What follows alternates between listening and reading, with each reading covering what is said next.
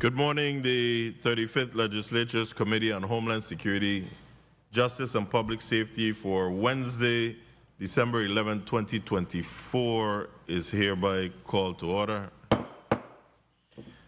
Again, good morning to all. I would like to welcome each and every one of you to this final committee hearing for 2024.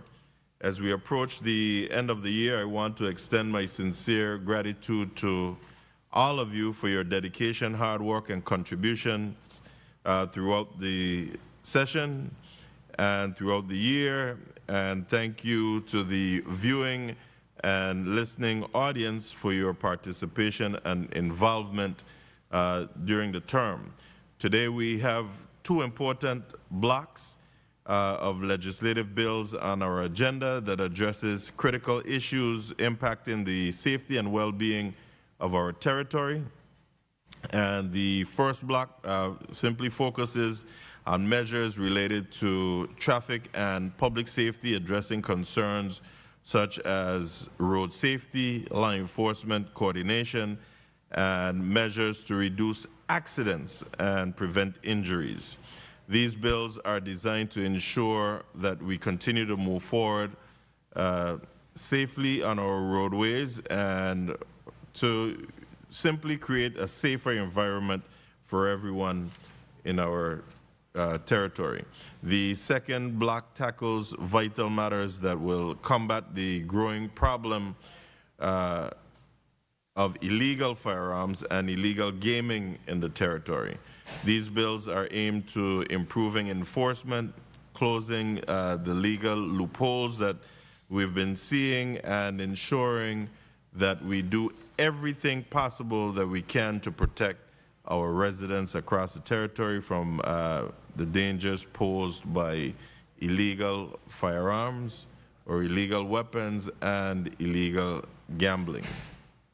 As we discuss and deliberate on these important issues today, I encourage us, all of us that is, to keep in mind the broader goal: a safer and more secure future for our communities throughout the territory. Before we begin and before I ask the clerk to do her part, I would like to take a moment to wish everyone a safe and festive holiday season this year. The festival season officially starts on or about December 26th. And runs through January 4th, 2025. And we're asking everyone to be their brother's keeper. And if you see something, say something. Please enjoy the time with family, friends, and loved ones. And most of all, be safe. If you're drinking, don't drive. Again, be our brother's keeper. With that said, I look forward to hearing the testimony and engaging in a fruitful discussion here today. Madam Clerk, let's proceed with the reading of today's agenda first, followed by any correspondence you may have that should be read into the record, and then we'll proceed to a roll call. Yes, Mr. Chair. The agenda is as follows. Block 1, Bill number 350417, an act repealing and reenacting Title 20, Virgin Islands Code, Part 2, Chapter 43, Section 512, increasing penalties for traffic violations, establishing a Virgin Islands Police Department impound lot, and for other related purposes. Sponsored by Senator Kenneth L. Gittens. Invited testifiers: Mario Brooks, Commissioner nominee of the VI Police Department; Honorable Gordon Ray, Attorney General, VI Department of Justice. Followed by Bill number 350409, an act to amend Title 20, Virgin Islands Code, Part 2, Chapter 32, subchapter 1, to amend the definition of salvage vehicle purchaser or junk vehicle purchaser to include businesses that include junk and salvage vehicle businesses and insurance companies, and to require salvage vehicle purchasers to file a report with the Bureau of Motor Vehicles that documents the salvage vehicles obtained and sold during a given time period, and to require a penalty for failure to file the report. Sponsored by Senator Samuel Carrion. Invited testifiers, Honorable Barbara McIntosh, Director of the Bureau of Motor Vehicles, and Julie Smith Todman, Esquire, Chief Counsel, Office of the Territorial Public Defender. And that concludes the reading of Block 1. Thank you, and you could go ahead and proceed to the reading of any correspondence you may have. Yes, Mr. Chair. And I always state from whom first. Yes, Mr. Chair. We have correspondence from the Honorable Senator Javon E. James. Dear Mr. Chairman, please be advised that due to unforeseen circumstances, I will be unable to attend the Committee on Homeland Security, Justice, and Public Safety that is scheduled for today, Wednesday, December 11th, 2024, at the Frits E. Lawaetz Conference Room on St. Croix. I apologize for any inconvenience this may cause, and I wish you a successful meeting today. Thank you for your understanding in this matter. Respectfully, Javon E. James Sr., Senator.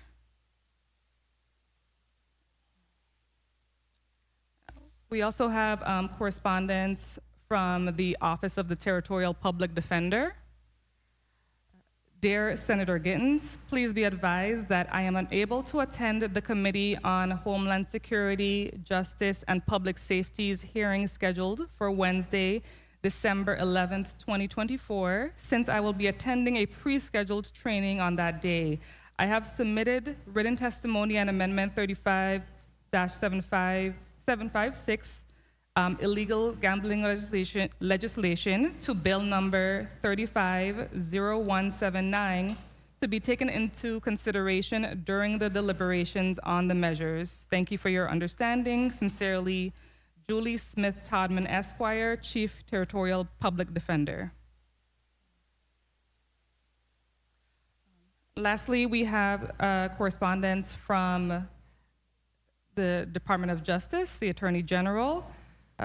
Good morning, Senator. With respect to the hearing that your committee is holding tomorrow, DOJ's testimony and position on the items are as follows. BR 23-0743, which is now Bill number 35-0417. DOJ has no position on this bill and is good with whatever the committee decides is an appropriate fine. For Bill number 35-0409, the DOJ has no position and is good with whatever the committee decides. For BR 24-1357, which is now Bill number 35-0420, Criminal Chief Timothy Perry will offer testimony on this firearms legislation. And it is my understanding that he'll be testifying from the St. Thomas Legislature building. Now, Amendment 35-756 to Bill 35-0179, testimony will be offered by Chief Ronan David of the DOJ's Casino Division. Wishing you all the best, Attorney General Gordon Rhea. That concludes the correspondence, Mr. Chair. Thank you for those three correspondence. At this time, I will ask for a roll call.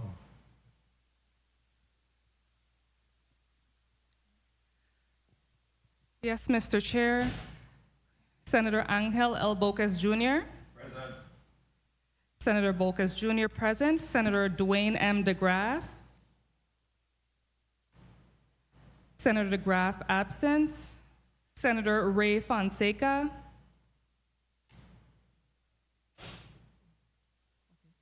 Senator Fonseca present. Senator Alma Francis Heiliger.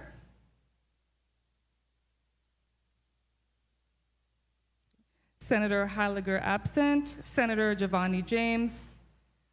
Senator James is absent. Senator Franklin D. Johnson. Oh. We can't hear you. Is your mic on?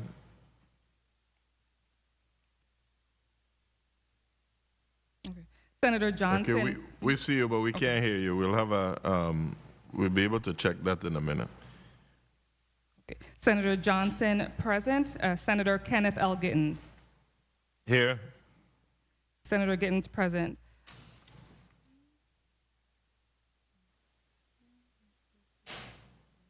Okay, Mr. Chair, you have 4 present and 3 absent. Thank you. We do have a quorum, and we'll proceed. Thank you. Before we move into the first block, let me just apologize first for our late start, and that was due to an outage with via NGN, I'm told. Therefore, we had no internet service throughout the government. However, as soon as we got back up, our media and public affairs personnel were able to get right into things. So that was the cause for our late start. I apologize. And also, before I proceed, I would just like to formally introduce the good Senator-elect Senator Clifford Joseph, who is here with us this morning, present and ready. He'll be observing what's going on, as he will be the one to take over this committee come the 36th legislature as of January 13th. So welcome, Senator-elect Joseph.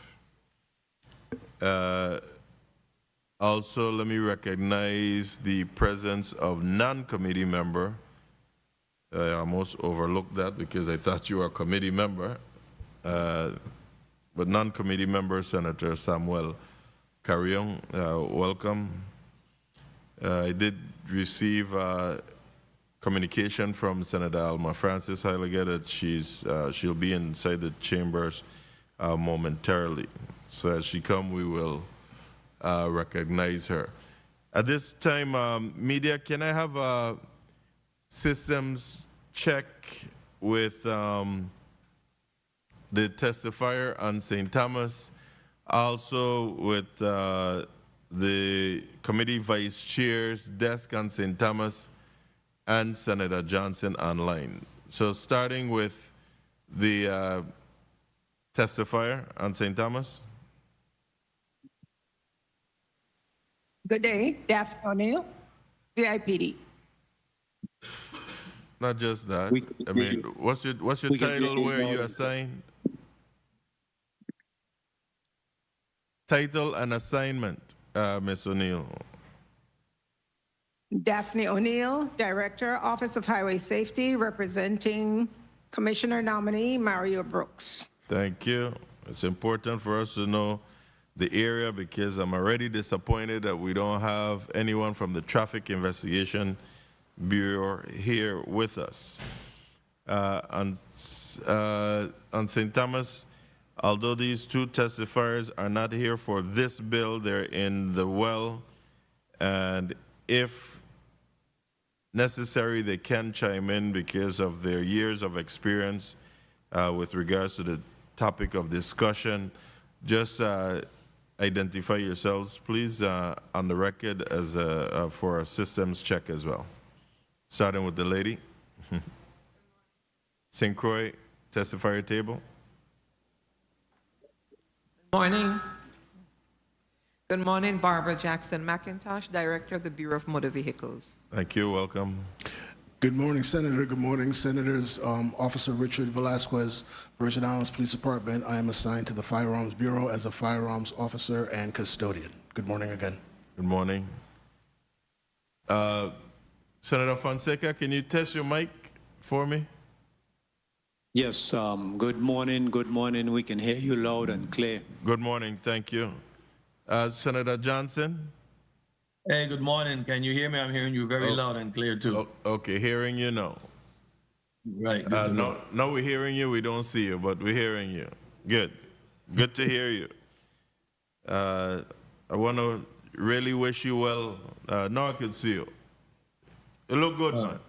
I want to wish you well while you're getting yourself together and being back here physically with us. Just know that you're in my thoughts and prayers every day. All right. At this time, I'm going to, although we will be discussing both Bill number 35, that's 0417, and 409 in the same block. So at this time, although Bill number 0409 comes second, I'll allow Senator Carrion to be recognized for the introduction of that bill, and then I will introduce the first bill. Senator Carrion, you recognize. Thank you, Mr. Chair. Good morning to you. Good morning to my colleagues, testifiers, and viewing and listening audience. Just want to also say happy holidays to everyone that is listening and viewing. Thank you for the opportunity to present Bill 35, that's 0409, an act to amend Title 20 of the Virgin Islands Code, Part 2, Chapter 32, subchapter 1, to amend the definition of salvage vehicle purchaser or junk vehicle purchaser to include businesses that include junk and salvage vehicles businesses and insurance companies, and to require salvage vehicles purchasers to file a report with the Bureau of Motor Vehicle that documents a salvage vehicle obtained and sold during a given period, and to require a penalty for failure to file the report. This bill, colleagues, addresses critical gaps in our vehicle titling system. This bill seeks to amend Title 20 of the Virgin Islands Code, Chapter 2, Part 2, I should say, Chapter 32, Subchapter 1, to redefine and expand the definition of salvage vehicle purchaser and junk vehicle purchaser to include businesses handling junk and salvage vehicles. It also mandates purchasers to file regular reports with the Bureau of Motor Vehicle documenting all salvage vehicles obtained and sold, and introducing penalties for non-compliance. Our current system lacks the necessary safeguards to protect you, the consumers, and ensures public safety and complies with federal reporting requirements. So presently, the Bureau of Motor Vehicle in the Virgin Islands does not share certificates of title information with other states and territories. This gaps allowed for what is called title washing, a practice where vehicles with salvage or junk titles are fraudulently rebranded as roadworthy. And the repercussions are twofold. One, in regards to the consumer protection, the unsuspecting buyer may purchase vehicles that are unsafe for operations, leading to potential hazards on our roads, and also possess a problem for the insurance companies that insure vehicles as sometimes being new or in good condition and provide full insurance when said vehicle are actually a salvage vehicle, or a junk vehicle. And two, compliance with federal standards. Under the Federal Anti-Theft Act, jurisdictions are required to report on the integrity of vehicle titles. Our inability to comply with this mandate puts us at odds with federal law and risks creating a heaven for fraudulent activities. So this bill brings certain resolutions. One, it expands the definition, like I said before, of salvage and junk vehicle purchasers to encompass relevant businesses. and two, it mandates detailing reporting by these businesses to the Bureau of Motor Vehicle. It also introduces penalties for not less than $500, but not more than $1,000 for non-compliance, ensuring the importance of these regulations are upheld and complied with. And Section 2, this takes effect no later than 30 days after the enactment of this law. Also, we will be offering an amendment as part of the discussion of Bill 350409. I would like to inform the committee that I will be offering an amendment to remove the term insurance companies from the language of this measure. After thorough review and consultation, it has been determined that this language is not necessary for the measure to be effective. So the director of the Bureau of Motor Vehicle and I recently engaged in a productive dialogue with representatives from the insurance companies. And during this discussion, we thoroughly examined the intent and implementation of this legislation. And insurance companies expressed their support for the measure and recognized its importance in addressing issues of fraud, consumer protections, and compliance with federal standards.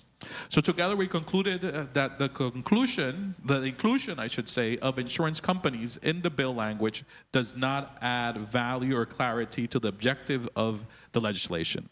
So by streamlining the language and removing the necessary term, we can ensure that the bill is both focused and effective in achieving its intended purposes. So this amendment reflects our commitment to collaboration and the inclusion of stakeholders' input in the strengthen legislation. I'm confident that this adjustment will further enhance the clarity and efficiency of Bill 35-0409, and I look forward to your support in adopting this amendment. So colleagues, I urge you to recognize the urgency of this issue. This legislation does not only protects consumers and law enforcement, but also upholds the integrity of our vehicle titling system, and I look forward to engaging in a productive dialogue to ensure we collectively address this critical matter. Thank you, Mr. Chair. Thank you, Senator Kadiong, for your introduction of Bill number 35-0409. Next week, we'll have the introduction for Bill number 35-0416. Who speaks to this bill? 17. I apologize. Bill number 35-0417. I do, Mr. Chair. Please proceed. Good morning once again to all. Good morning. It is once again my privilege to introduce a bill that aims to improve traffic safety, support law enforcement efforts, and to provide additional resources for crime prevention programs in our territory through Bill number 35-0417. This legislation is entitled an act repealing and reenacting Title 20 Virgin Islands Code, Part 2, Chapter 43, Section 512.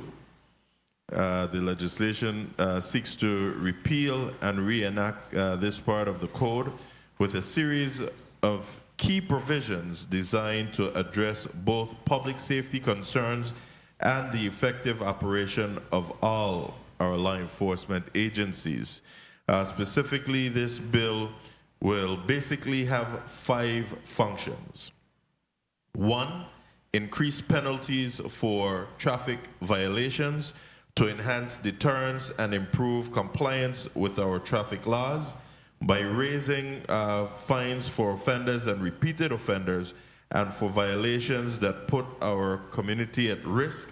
We aim to simply foster safer driving behaviors and to reduce incidents of reckless and dangerous driving on our roadways. 2, this will establish a Virgin Islands Police Department impound lot, finally, to support the enforcement of traffic laws by all law enforcement entities.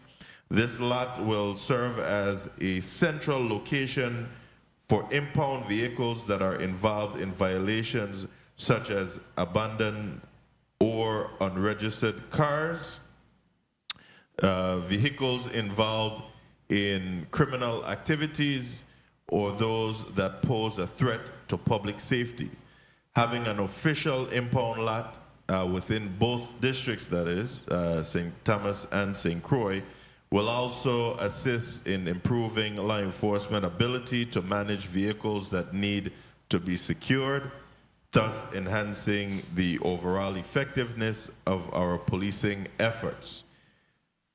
Thirdly, excuse me, it will provide funding for the maintenance and upkeep of the impound lot to ensure that this critical facility operates smoothly and remains a reliable resource for the VIPD and the government of the Virgin Islands as a whole.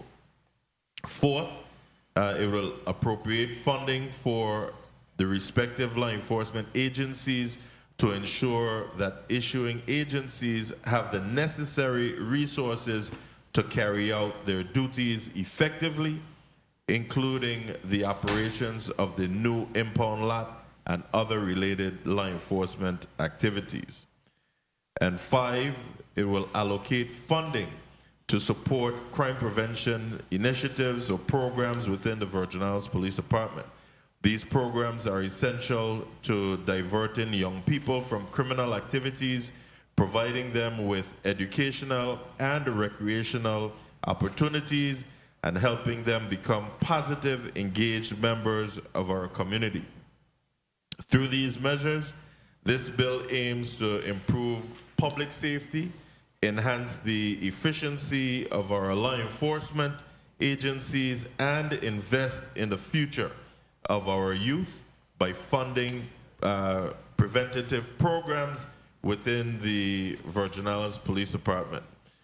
Colleagues, I urge all of you to support this piece of legislation and sign on if you haven't, as it provides both immediate solutions for traffic safety and long-term benefits for the well-being of our territory.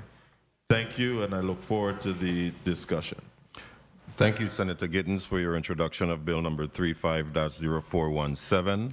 Colleagues, we have heard both introductions to both bills, and we will now go on a short recess, 2-minute recess, and then come back to hear testimony on both bills. The Committee on Homeland Security and Public Safety, Justice and Public Safety is on recess for 2 minutes.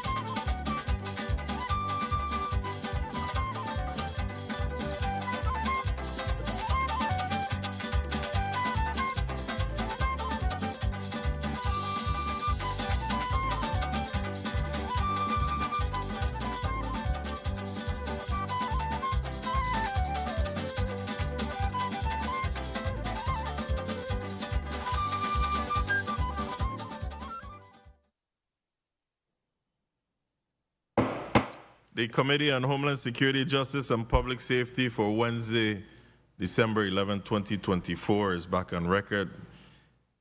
We heard the introduction of two bills which will be discussed in this block. This bills number 35-0409, which was introduced by Senator Samuel Carrion, regarding salvage vehicle purchases and junk vehicle purchases, etc. And also you heard the introduction of bill number 35-0417 that speaks to repealing and reenacting the traffic code, which is Title 20, Chapter 43, Section 512, by increasing the penalties for traffic violations, establishing the VIPD police impound lot, and other related purposes. The testifiers for this bill was the police department. We do have Director O'Neill here that will be providing testimony on behalf of the department. No one from traffic is here, but we will hear from her. And we heard the correspondence from the Attorney General, who is comfortable with the recommended changes to the code. So, Director O'Neill, you're recognized for your testimony on behalf of Highway Safety and the Virgin Islands Police Department.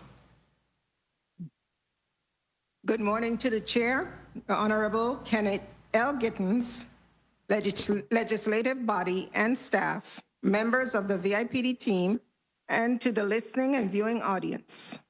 My name is Daphne O'Neill, Director of Office of Highway Safety for the United States Virgin Islands Police Department.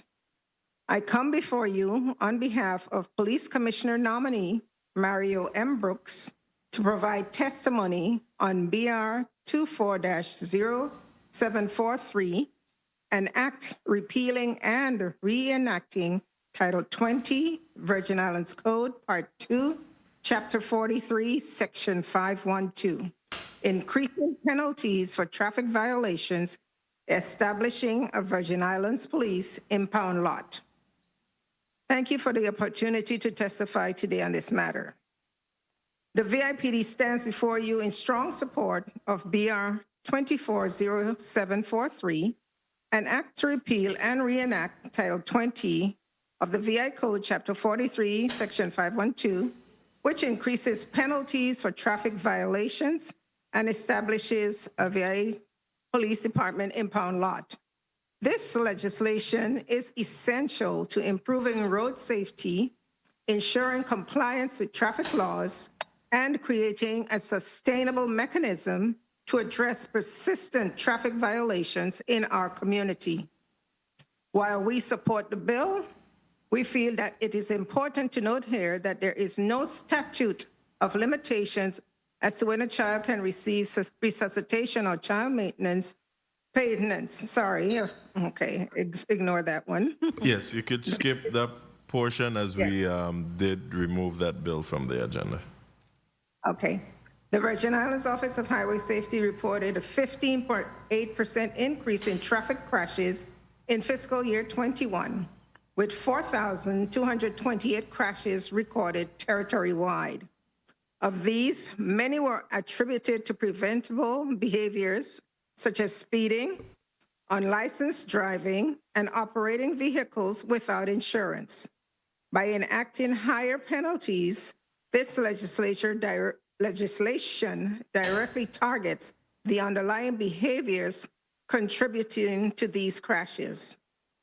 Currently, the lack of a centralized impound facility hampers the VIPD's ability to enforce critical measures such as confiscation of vehicles using serious traffic violations, which include reckless driving and driving under the influence. The establishment of a VIPD impound lot will provide a structured and efficient process for vehicle confiscation, secure storage, and eventual release or auction as necessary. This facility will also generate revenue for the department through storage fees and auction proceedings, creating a partially sustaining resource to further enhance traffic enforcement capabilities. It is a practical solution that aligns with best practices in law enforcement agencies across the country. Enhanced penalties and an impound facility will work together to significantly reduce dangerous behaviors on our roads. High flat rate fines will discourage violations, while the impound lot ensures that offenders face immediate consequences for non-compliance. Together, these measures send a clear message that traffic violations will not be tolerated. The proposed changes are not about punishment, but about fostering a culture of responsibility and accountability among road users. They reflect our collective commitment to safeguarding the lives of all Virgin Islanders and its visitors. We urge the committee to support and advance BR 24-0743 as it represents a proactive and necessary step towards improved road safety and effective law enforcement. Thank you for this opportunity to testify.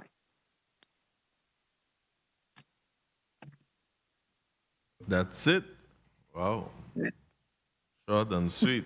But there's so much going on out there with traffic enforcement and whatnot that, you know, that's why I would have preferred, not preferred, but would have been happy to see that we had some of our traffic investigation representatives here from both districts who could speak what's happening on a daily basis. It's a thing where you spoke to the ability to be able to secure these confiscated vehicles used in serious traffic violations, namely one that you spoke to is driving under the influence, because we had removed a bill that's going to be known as the Janiqua's Law, and while we have the incoming chair of Homeland Security, Justice, and Public Safety, this bill will be moved. It already has a bill number, but several of the testifiers weren't prepared to testify today, so we had it removed from the agenda ahead of time. So it will be reassigned for next term.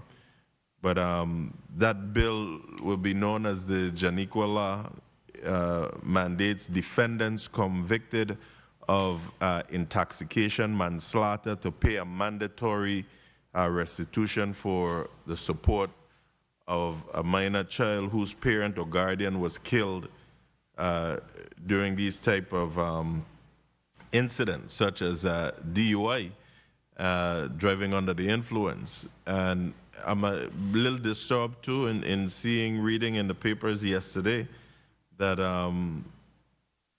they can't seem to find a defendant who was released after killing someone driving under the influence back in October 2020. This individual was allowed to leave the territory. They know exactly where she's residing. Go get her. This is really disheartening to the family.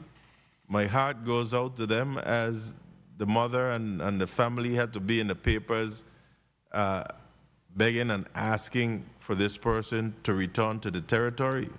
We have to do better.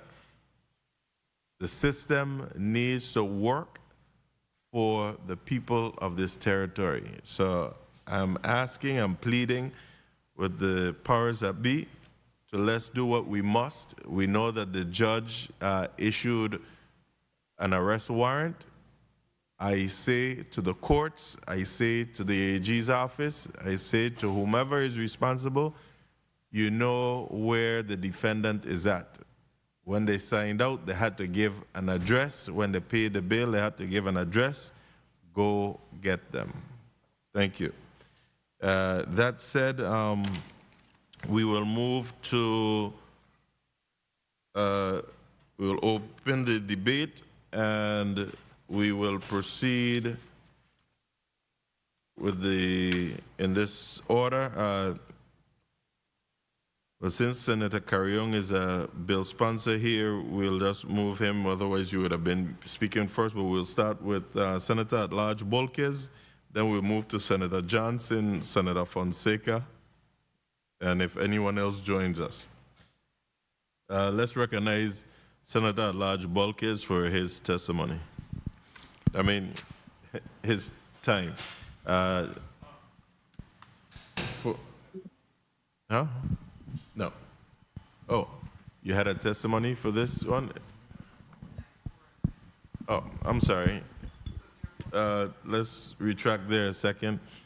See, that's where I was confused because you keep saying that you were in block 2, but you are part of 0409. So before we proceed to the debate time, I'll hear the testimony for bill number 35, that's 0409 from Director McIntosh. Morning, Mr. Chair. Good morning. Just letting you know I'm here also. Thank you, Senator DeGraff. Let's recognize Senator DeGraff, and Madam Clerk will mark him as present, please. Thank you. Director McIntosh, you are recognized for your testimony. Thank you, Senator. Senator L. Gittins, Chair of the Committee on Homeland Security. That's Kenneth L. Gittins. L. Kenneth. Kenneth L. Gittins, Chair of the Committee on Homeland Security, Justice, and Public Safety. Members of the committee, other senators present, the listening and viewing audience, good morning. Good morning.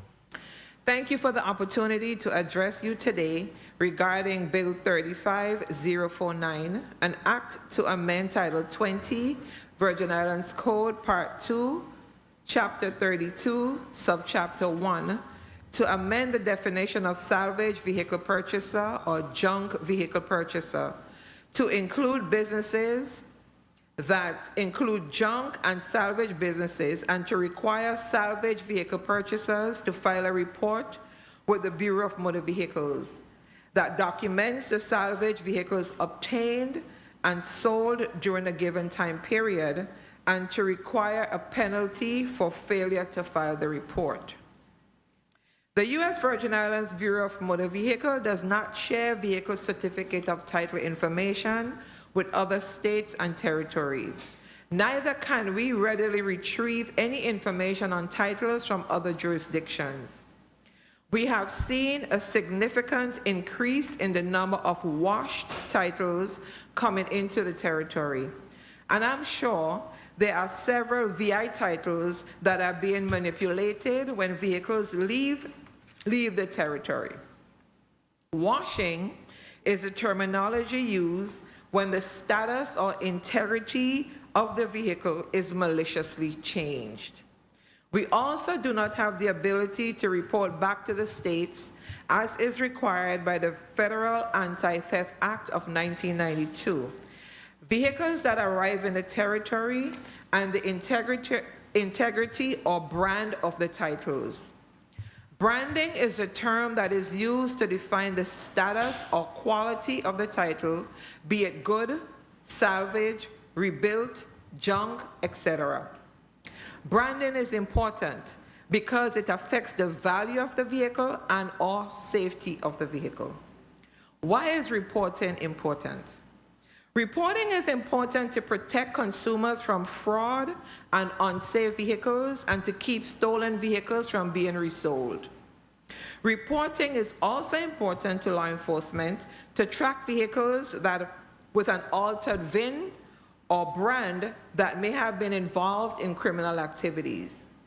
We enlisted the assistance of the National Motor Vehicle Information Titling System, known as MVTIS, which is a U.S. Department of Justice Federal Bureau of Investigation system that captures specific pieces of vehicle information from state motor vehicle titling agencies, from automobile recyclers, junk and salvage yards into one system.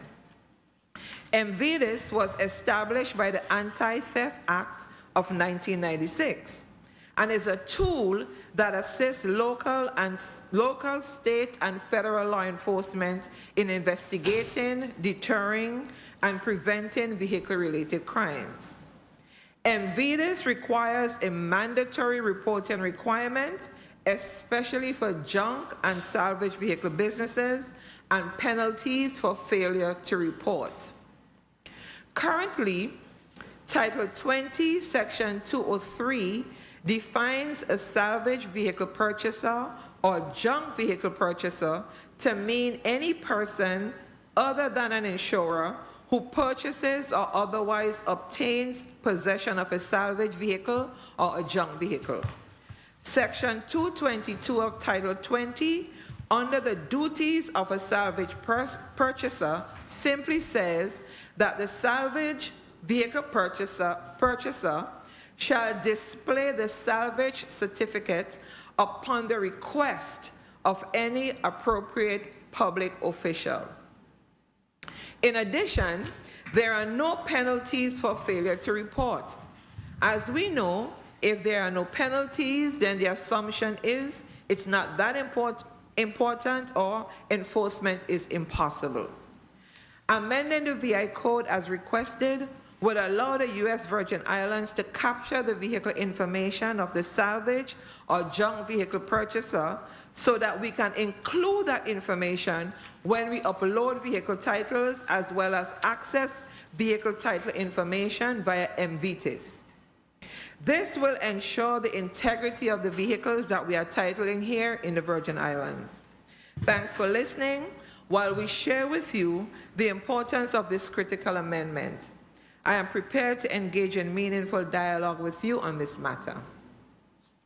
Thank you. Thank you, Director McIntosh, for that. At this time, we will move to the senators so we could begin a discussion. We'll have a 4-minute for each senator, starting with Senator Balkes. At large senator, you recognize for your 4 minutes. Thank you, Mr. Chair. Good morning, Mr. Chair. Good morning, colleagues. Good morning to the listening and viewing audience. And of course, good morning to our testifying panel here with us today concerning the 2 bills before us. Concerning the first bills surrounding the impound lot and schedule of fees, I was curious to know if during the implementation of the new scheduled fees or the impound lot, does VIPD require any additional new technology to digitally track any of these administrative fees or storage fees, etc.? Will there be an online payment portal? Does the VIPD currently have an online payment portal to handle such transactions at this time? And basically, you know, just in the sense of efficiency, do any of those things currently exist within VIPD?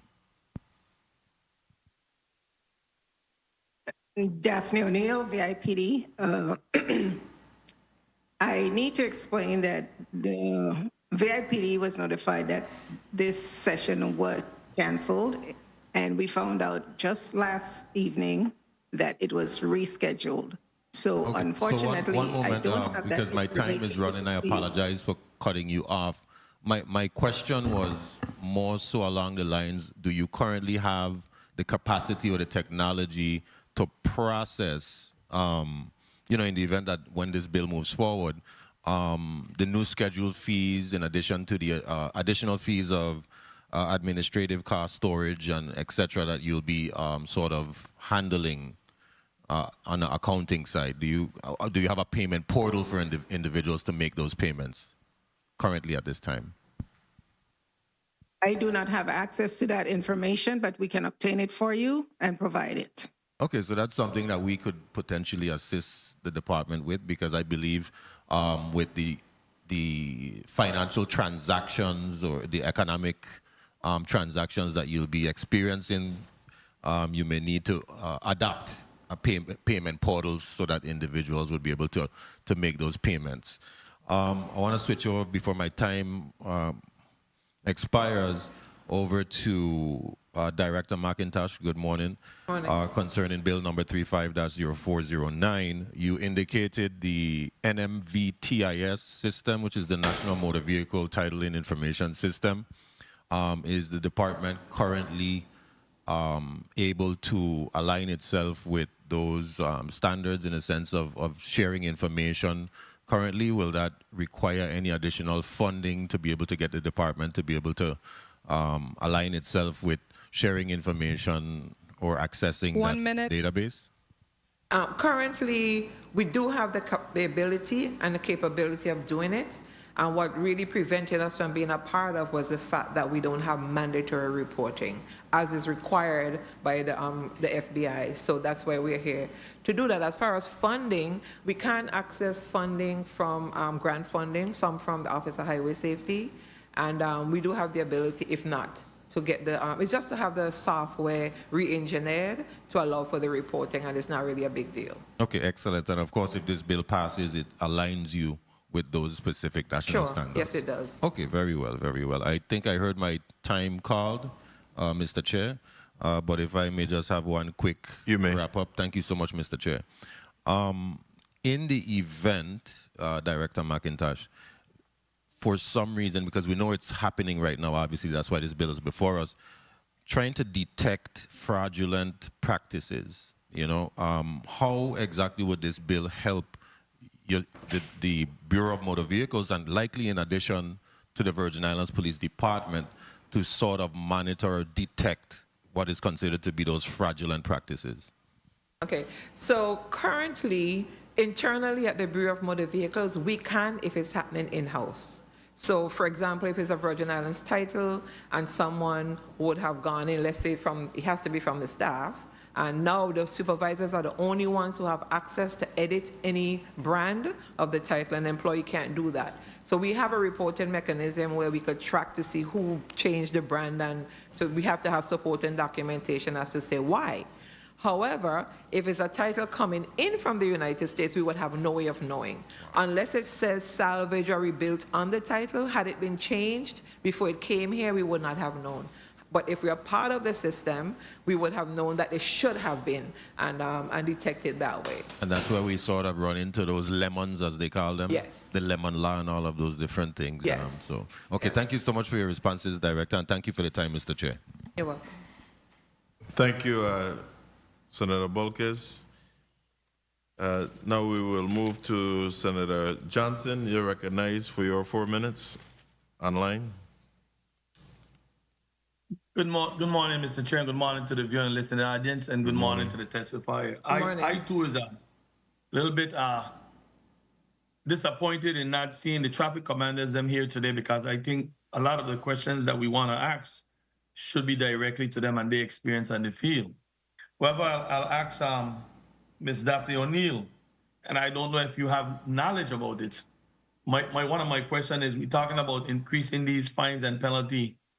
Why doesn't the department have radar guns right now to be able to find folks for speeding? Because a lot of accidents come from speeding, but we're not giving speeding citations. Why doesn't the department have these equipment? Daphne O'Neill, the department does have some. I think it's a maintenance issue, and we also do need to get some additional ones, and it's a question of funding.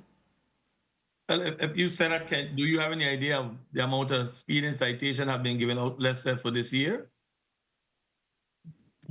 No, but I don't have it right here in front of me, but I can obtain it. We do track that.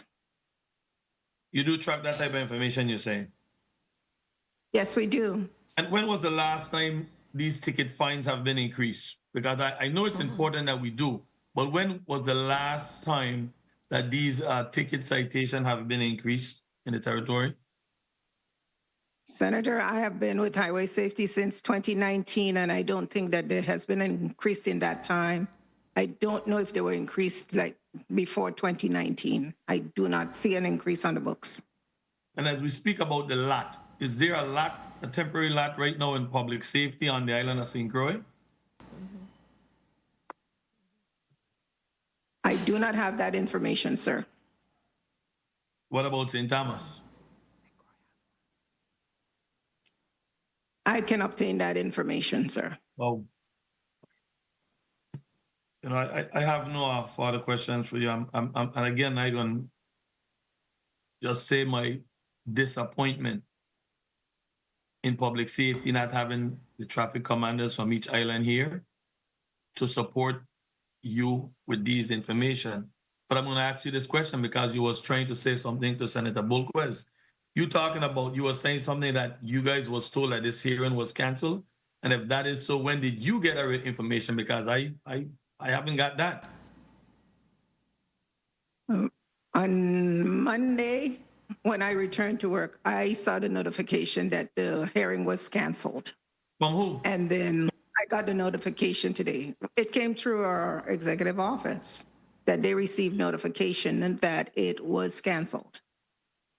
I don't know where that one come from because I've been preparing for this hearing and have a line of question for the traffic commanders because it's important when we make our decision, we make it based on fact finding and information of what's going on in the street with our citation, with our traffic, with our speed and different stuff like that.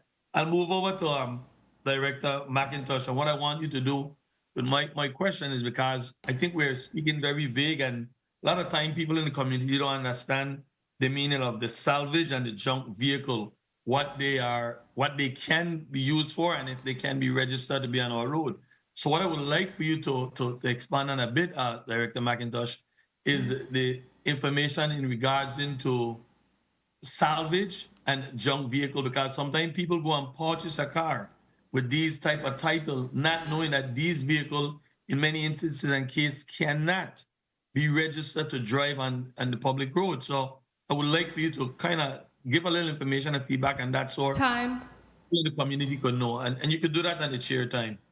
Thank you very much, Mr. Chair. You could proceed if you have a follow-up as well. But no, I would like for Director McIntosh to go ahead with that. And then I think I will be able to say a little more, but I wanted for her to expand on that a little bit. All right, Director. Okay. Barbara McIntosh, Director, Bureau of Motor Vehicles. So based on Title 20, and I'm trying to read it from the code, a junk vehicle is basically exactly what it says. Like junk is beyond repaired, scrapped, demolished, can't go back on the road. Salvage vehicle, though, can be. And the Virgin Islands Code says that once a vehicle is salvaged, and the salvage designation is actually given by the insurance company. So if your vehicle got into an accident or a crash, the insurance company determines based on the value of the vehicle and the condition of the vehicle if it's salvageable. So if they determine something salvage, it can be rebuilt. And then we have to give it a title such as salvage or salvage rebuilt or both. So that the person who buys it can know that something was wrong with the vehicle and they'll make a determination if they still want to buy it. So that's the difference. Junk meaning it's done, but salvage it can be brought back to the road, but it must have a salvage or salvage rebuilt brand on the title. That's the difference. And with that salvage, if I may, Mr. Chair, just a follow-up. You may. And with that salvage, do they have to show proof of certify or licensed body repair personnel are doing the work on that car to make sure that that car is safe for highways? Yes, sir. They have to show the receipts, and the person who put the vehicle back has to be a licensed mechanic. Well, thank you very much for that information. I appreciate that. Thank you very much, Mr. Chair. Thank you, Senator Johnson, and thank you for that response. Ms. O'Neill, no fault of yours really, but I need you and the Virgin Islands Police Department to know that my little skeleton staff is a very effective and efficient staff. And their communication were clear to your office regarding the removal of the Janiqua law bill from today's agenda. There was no communication regarding a cancellation of this hearing. And for you all to come here today and not be prepared, it is really and truly disappointing. Ms. O'Neill, does the VIPD share any traffic statistics with your office, being that of the Office of Highway Safety? We get notifications of citations. We have access to the reporting system to obtain information on crashes. So when So you we send do have when you send notifications of what? Notification of what? Of citations. Citations. How do you get it? Do you have statistics? Can you tell me how many traffic citations were issued, for example, last month, the month of November 2024? Yes, we can go into the system and pull down that information for you, sir. Have you come here today with any of those information?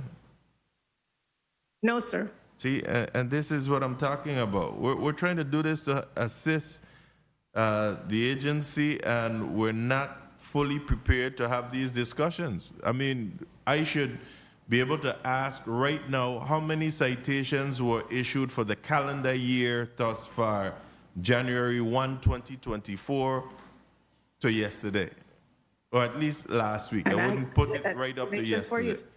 Sorry.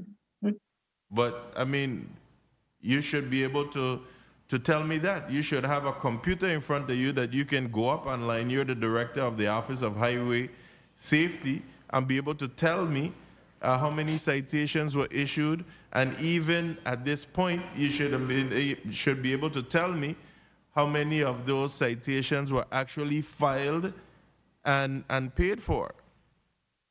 So all this, I like the question posed by the Senator at large as well, regarding the establishment of the impound lot and whether or not there's a payment portal. Currently, there's no payment portal. There are cashiers there, but hopefully going forward, the commissioner who will have the responsibility to fully implement the impound lot will put this in place with their Bureau of Information Technology to make sure that they have the system in place to have a portal system so that people could pay and have a tracking system of all this. But again, it's truly disappointing that we're not ready to provide the information that we would want. Thank you, Senator Johnson. Vice Chair Senator Fonseca, you're recognized for your 4 minutes. Yes, thank you, and good morning to everyone.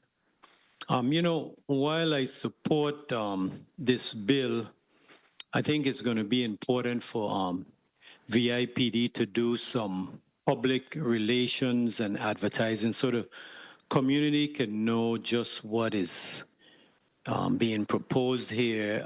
For example, there's a fee now for improper passing at that intersection. So you can't pass at an intersection. And also failing to properly change lanes. There's a whole lot of fines here that are being implemented. Also leaving the keys in the ignition. So if you run into the gas station to go inside quick and get a juice, make sure you take out your keys before you go get a juice, you know. So there's some information that has to be disseminated to the law-abiding public because we don't want you to be getting a ticket. I wanted to go now to a question for Ms. O'Neill. I was trying to find out the fee for driving while intoxicated because in your testimony, you mentioned that driving under the influence and reckless driving were two of the more significant fines that are here.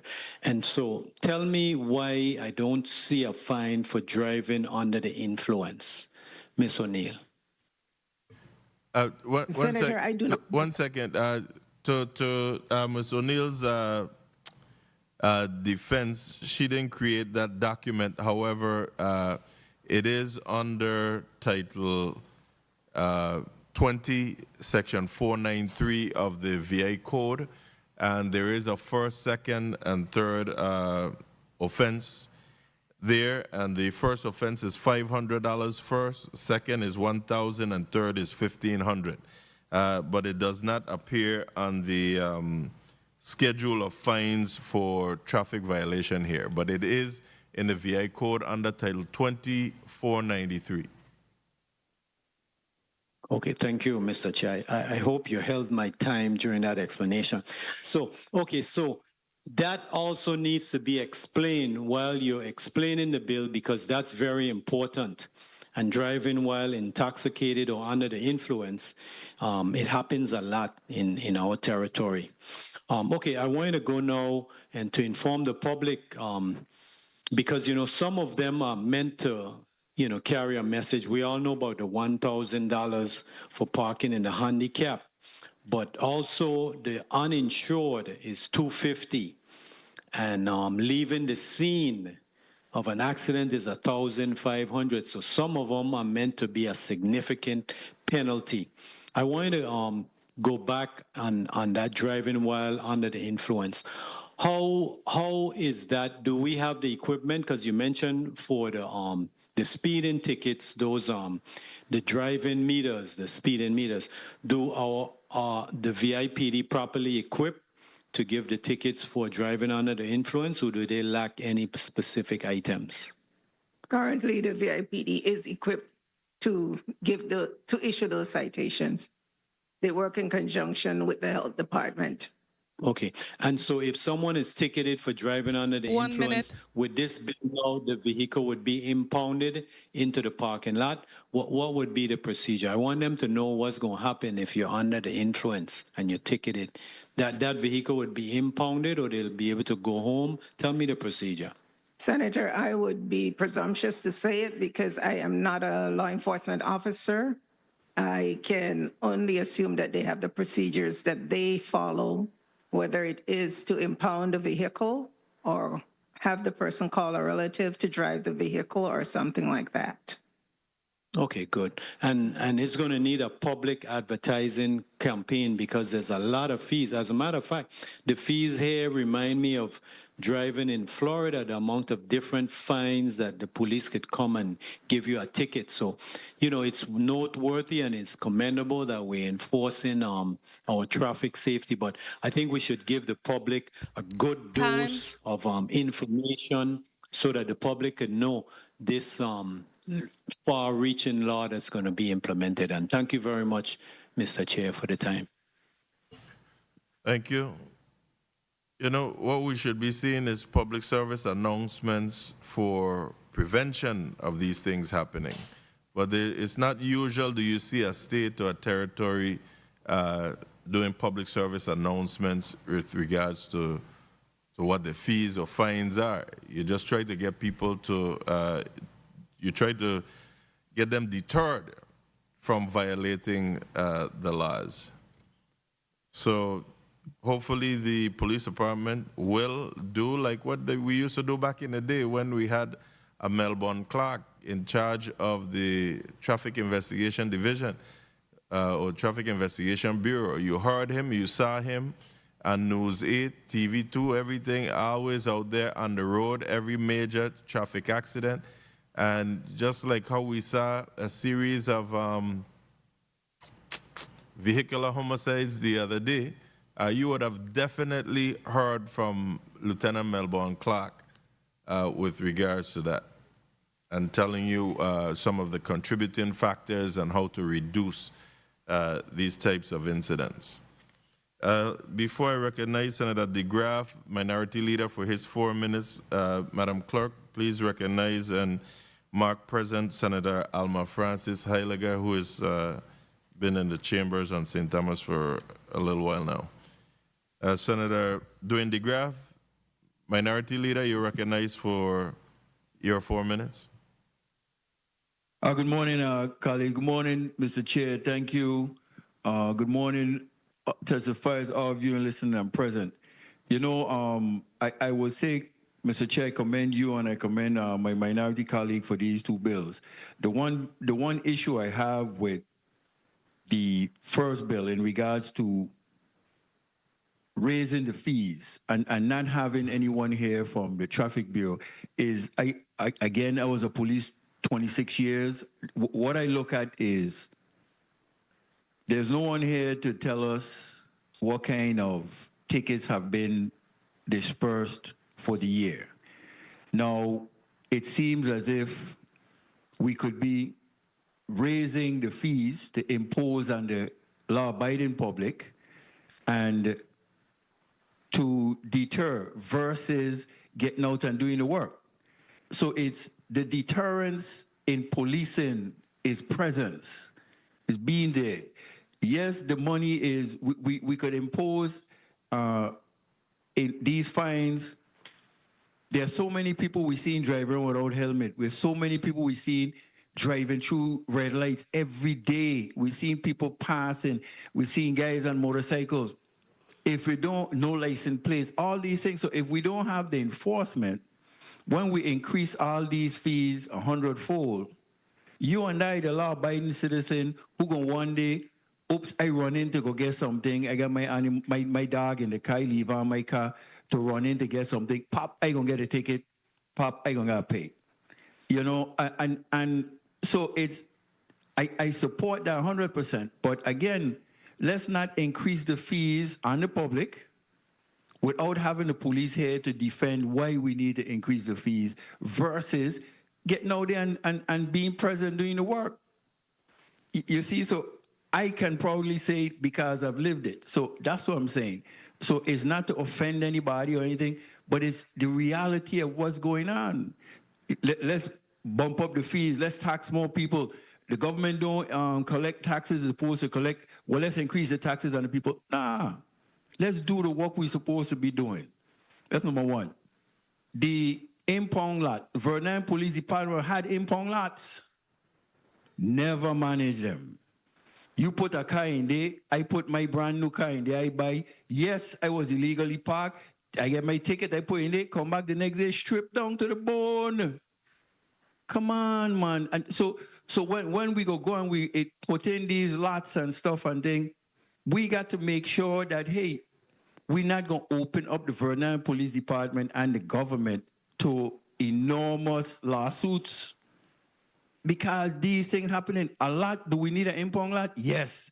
Do we need a system as to, because of how people? Yes. But we have to actually make sure we're ready for this to manage these things. I've seen it. And again, like I say, I've seen cars go in there and cars get shot to the bone. So we got to make sure we have a force to be there, present to, you know, provide security, to provide, you know, and so these are some things. It's a good bill, Mr. Chair. It's just the implications I would like to hear from VIPD as to what are you ready to do. And I don't want to put it on Ms. O'Neill because Ms. O'Neill here defending to the bone. I thank you for showing up and being present, like I said. But it is not on you to be here to say what the information I need. And those are some things that are relevant, that are real, that I would just like to address. Now, for Director McIntosh, seasoned greetings to you. Are there businesses, or I should say, how many vehicles that were salvage vehicles or stuff have been registered in the territory? Do you have that information? Not readily available, but I can get it for you. Are there vehicles that are salvage or that were taken out the dump or were put and registered? Repeat, I didn't hear you. Yes. So does it exist in the territory that have been registered vehicles? Yeah, we have salvage vehicles that are registered. Okay, so then they were done through a business or a licensed business to do that process? How the process works, well, it's relative. So you can rebuild the vehicle yourself with the assistance of a mechanic, or most of what we are seeing is persons who are buying the vehicles already rebuilt and shipping in from out of the territory. And we see that a lot.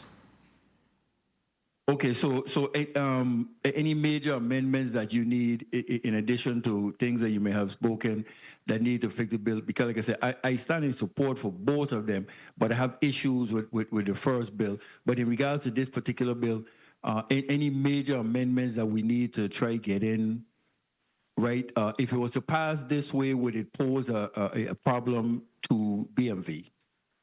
No, there's the only amendment you really need is the mandatory reporting as the real reason why we are here. And the mandatory reporting will allow us to be a part of the FBI system so that we can tell if a vehicle title was altered, and so that the consumer wouldn't be fraudulently sold a vehicle that's supposed to be salvaged, and now you think you are buying a good vehicle and now you have an issue. So that's basically what we were trying to do. Thank you for that. So again, Mr. Chair, again, kudos to you and the sponsor of your bill, and to my minority colleague, Senator, for this bill. But like I say, in regards to yours, Mr. Chair, not having any PD presence here to let us know what kind of tickets have been given out, different things like that, you know, the deterrence has to be where we have the presence. And by just seeing Ms. O'Neill here alone shows that we really don't have the VIPD presence right now. So that's the one main issue I have with that. So thank you for the time, Mr. Chair. Thank you, Mr. Minority Leader. So that speaks volume on the commissioner nominee who will be coming before us for confirmation shortly, because they have to stand firm on this and be prepared to be able to testify on these matters. And I understand you wanting the statistics, but we know the problems that we're facing out there.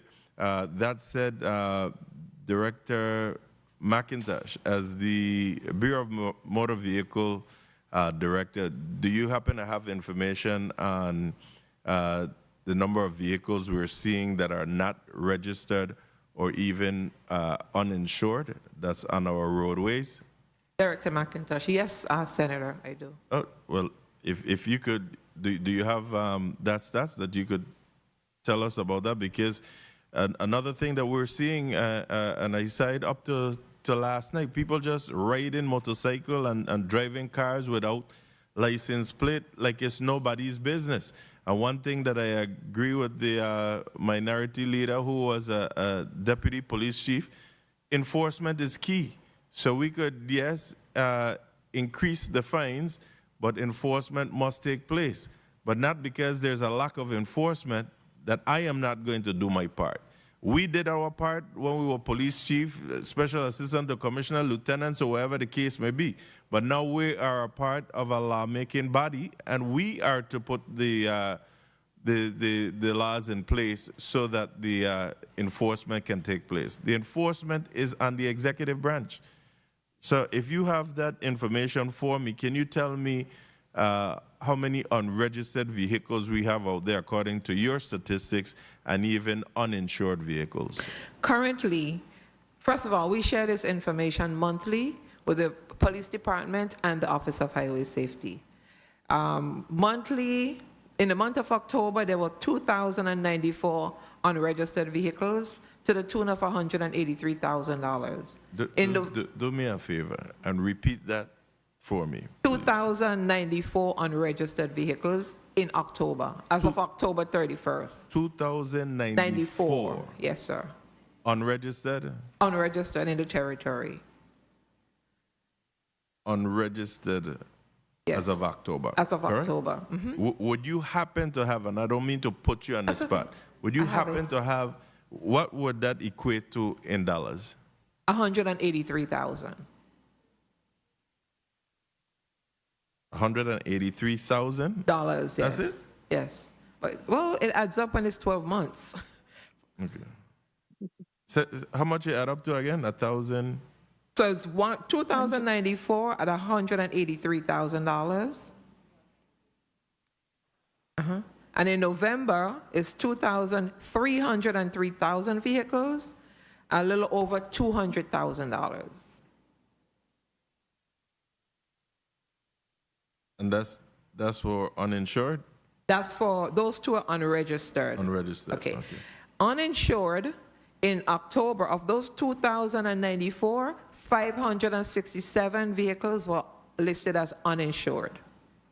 The insurance expired based on our system. Right. And in November, 508 of the 2,300 vehicles were listed as uninsured as of November 30th. Which is problematic. Right. So for last year, we did the same stats. We just started for this fiscal year, but to put it into perspective, for fiscal year 2023, Right. it's a difference of, well, it adds up to $2.4 million in unregistered vehicles. Unregistered. Yes. Now that's what I was seeing the last time I was looking at this. Right. It was in the millions. It was in the millions, yes. And uninsured would be like 6,700 or 7,000 uninsured vehicles for the year. And the uninsured vehicles, do you find that a lot of them are lapsing in the middle of their registration? That's the issue. So I am drafting legislation, hopefully to bring in the next term, again, Senator-elect Joseph, where we will match your vehicle insurance with that of the vehicle registration. Yes, that's so the that problem. you don't cancel it in the middle or it fall off or it expires in the middle and the Bureau of Motor Vehicles don't know. So when they come to register the vehicle, they should be coming in with a insurance card that's matching the current registration. Yeah, so currently, Senator, if I may, so ironic, the meeting that I had this morning before this meeting was exactly about uninsured vehicles. We were speaking to our software developer to re-engineer the software to allow us to automatically cancel registrations for uninsured vehicles and unregistered. We can, but it's a manual process, and you figure someone has to sit there and cancel 2,000 registrations. So they're going to do it so that our system will automatically cancel. What does that do? Of course, you have to pay a fee to be reinstated, but lack of enforcement, I mean, if the fee is only $50, persons will do that. So that's what we are fixing to do, and we are hoping that we can get that in place in February, and there will be some public information and education to let the public know that we are serious about enforcement. Another thing that we have, that we are presently working on as we speak in conjunction with the Office of Highway Safety through a grant from them is the institution of the points system. Right. We've been talking about that forever, and it's a reality. So hopefully before the end of the middle of next year, we will have that in place as well. And to the minority leader's point, we got to put these talk into action, and therefore the enforcement. Again, the enforcement piece, as we all know, comes from not just the Virgin Islands Police Department, but all our law enforcement agencies out there. All right? Senator Alma Francis Heilige, you're recognized for your 4 minutes. Thank you. Good day to my colleagues, to the people of the territory. Good day to the testifiers. My first set of questions has to do with this chart, the increasing of fees. I am a senator that likes to run on data. And the fact that you're asking me to increase fees when we don't know what type of impact any type of fee collection has had. We don't know how many fees have been collected. We don't know specifically in what areas we see an increase of fees. We just don't know anything other than the fact that somebody's saying we should just increase the fees. That doesn't work for somebody like me that needs data to make decisions. And the fact that there's nobody here to even tell me, hey, what is the justification for moving from $75 to $100? What is the justification from moving from $100 to $200? Did we see an increase of more people doing this particular traffic violation and we need to increase these fees? Or are we just saying, hey, let's just do it across the board because we feel like it? And all of a sudden, I can't make those type of decisions without information. And the same way we're telling people that they need to be able to be mindful and follow the laws, and the executive branch has to execute the laws and make sure these fines are imposed, we as legislators also have to make cognizant decisions based on information. And I am going to be honest, I have zero information because there's no one here to tell us anything. So I am sorry, as much as I understand what this piece of legislation is trying to do, I cannot be an irresponsible senator and just vote willy-nilly to increase fines without no data, without no testimony, without no knowledge, without no information, without nothing. When was can somebody tell me when was the last time any of these fees were adjusted? Does anyone here know? Okay, I'm going to take that as a no. So basically, we don't know if any of these fines might have been adjusted last term or the term before. We don't know. And nobody's telling me. Alrighty.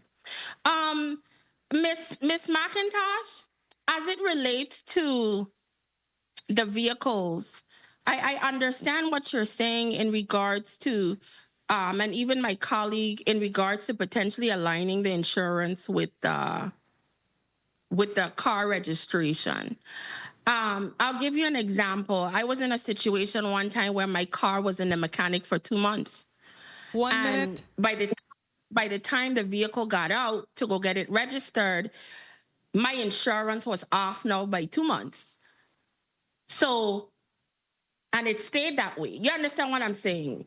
So I understand where the aligning might need to take place. So I don't disagree with that. And if you're going to bring that, I support it because sometimes that's a better thing. But I'm very leery of us making decisions without any information to back it up. And I do understand where, you know, I'm a little disappointed nobody's here because we're coming down to the last of this legislature.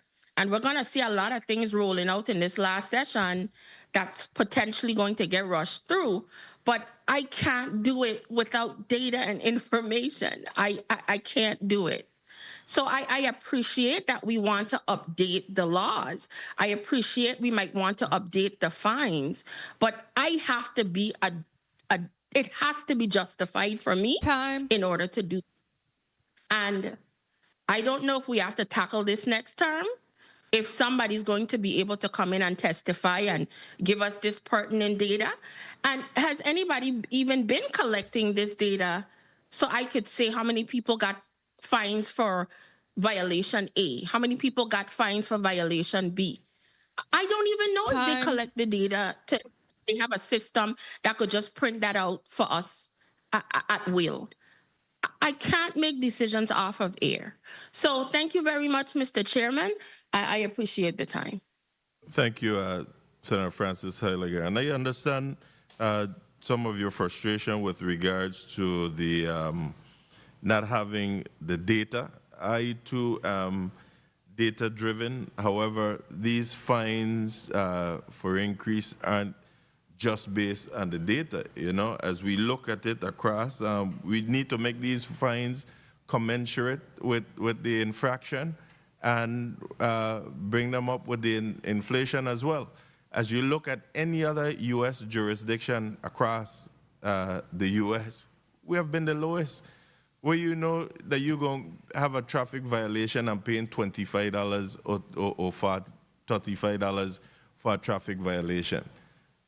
I mean, we have even officers here within the body that could tell you some of the French words that you get when you write in somebody a ticket and they tell you, hurry up, write the so-and-so ticket is only $25. I'll just pay it and go.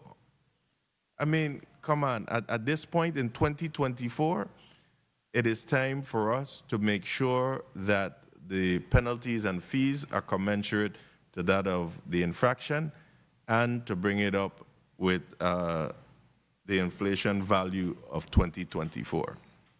So as a senator, I don't find it irresponsible that we are trying to address something that is obviously problematic. I will not be a member to sit here and just sit on my hands and think, or sit on my butt and don't come up with a solution to a problem. Senator Francis Heiliger, you were saying something? You need to be recognized? Yes, I said point of information. Thank you. Point of information, you recognized? Yes, I do understand what you're saying in regards to us potentially increasing fines, but I actually went into the system and I do see where there were some that are $30, $40, but the majority of them are in the hundreds. So I understand we need to pinpoint and change certain things, but I can't willy-nilly make a decision across the board without that information. And we like to speak about inflation. We live in the Caribbean in the middle of the ocean. And there's a lot of things that we like to compare to the US when it's convenient for us. But at times we have to have areas where we keep things at a minimal cost to justify the high cost of living here in the territory. So when it's convenient for us, we want to match ourselves to the US to increase costs. But when things are so much higher here in the US, we can't do anything about it. So the things that we could actually make decisions on based on information and data, I would rather do that as opposed to just matching us up to the US because inflation is high. Thank you very much, Mr. Chair. Good. And let's not just stay on the inflation, okay? We need to make it commensurate, again, to the violations at hand. So at this time, let me also recognize the presence of Senate President Novalee Francis Jr. Welcome, and you're recognized for your 4 minutes. Thank you very much, Mr. Chair. Good afternoon to you, and good afternoon to my colleagues, of course. Good afternoon to the testifiers, and good afternoon to the people of the Virgin Islands. You know, whenever you have this conversation in respect to the increase of fines and fees, that always brings out some emotions because individuals obviously don't want to observe any additional fines or fees. But in the case of these traffic violations, clearly, coming from a law enforcement background myself, these fines and fees have not been increased for a number of years, and going back to the 90s. And certainly, I truly believe that it helps to deter reckless behavior and reduce accidents. I wanted to ask you, Ms. O'Neill, because I had an opportunity to listen to your testimony, and I must say that I'm disappointed that we don't have the traffic individuals here, and I agree with my colleague in regards to that data drives policy, and I think that it'll be a lot more acceptable if we're able to show the community the data that supports the need for us to consider the increase in fines or fees. How many vehicle homicides or traffic fatalities did we have in 2024?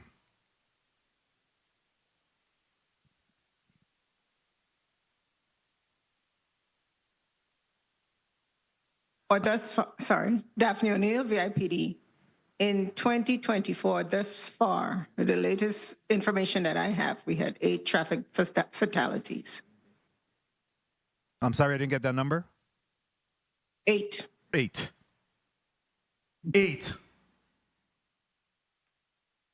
How many do we have in 2023? In 2023, I believe the number was 11, but I can verify and get you the correct figures, but I think it was 11. When I asked that, I didn't expect that kind of number, I'll be honest with you. 8 is a tremendous number, a significant number, and 11 in 2023, again, is heart-wrenching. And clearly, I believe that this conversation is ripe for us to have. Do you have any data in respect to the number of traffic accidents that was handled in 2023 and 2024? I do not have that information in front of me, sir. Do you have but any I can get it. Do you have any information relative to the amount of traffic citations that was issued in 2023, 2024? In 2023, 2024, the traffic citations as reported by the court was more than 3,000, more than 4,000, sir. I can get you the specific numbers for the last 3 years. Okay, again, this is very important for us to be able to have those numbers as we contemplate the increase in fines and fees here. And I'm not a member of this committee, but I certainly support the legislation, but I also support the fact that if we don't certainly have the buy-in from the community, that in fact, I think it's critical that we show them the impact and the numbers associated with the rationale behind of these increases. Do you have any information whatsoever in terms of the number of initiatives that have been undertaken by the Virgin Islands Police Department in regards to traffic enforcement? The number of federally funded initiatives, I can give you the number overall that they run within their police operations. Otherwise, I couldn't. So for the federally funded ones, we had 2 sets, one for seatbelt safety and one for driving impaired. And it was run in both districts. They were run in both districts. I also have a correction on the number of fatalities in 2023. There were 13.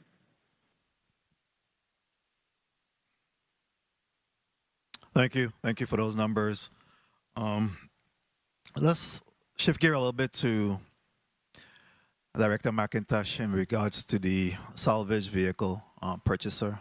Are you in support of this legislation? Yes, I am, Senator. Okay, and how many similar requests have we seen or heard come through the BMV in regards to salvage vehicles? Are you tracking any data in respect to that? We actually are, unfortunately. I didn't bring it, but we do. You do? Yes, Yeah. we could actually pull a report by it's called the brand or integrity, and we should be able to tell you.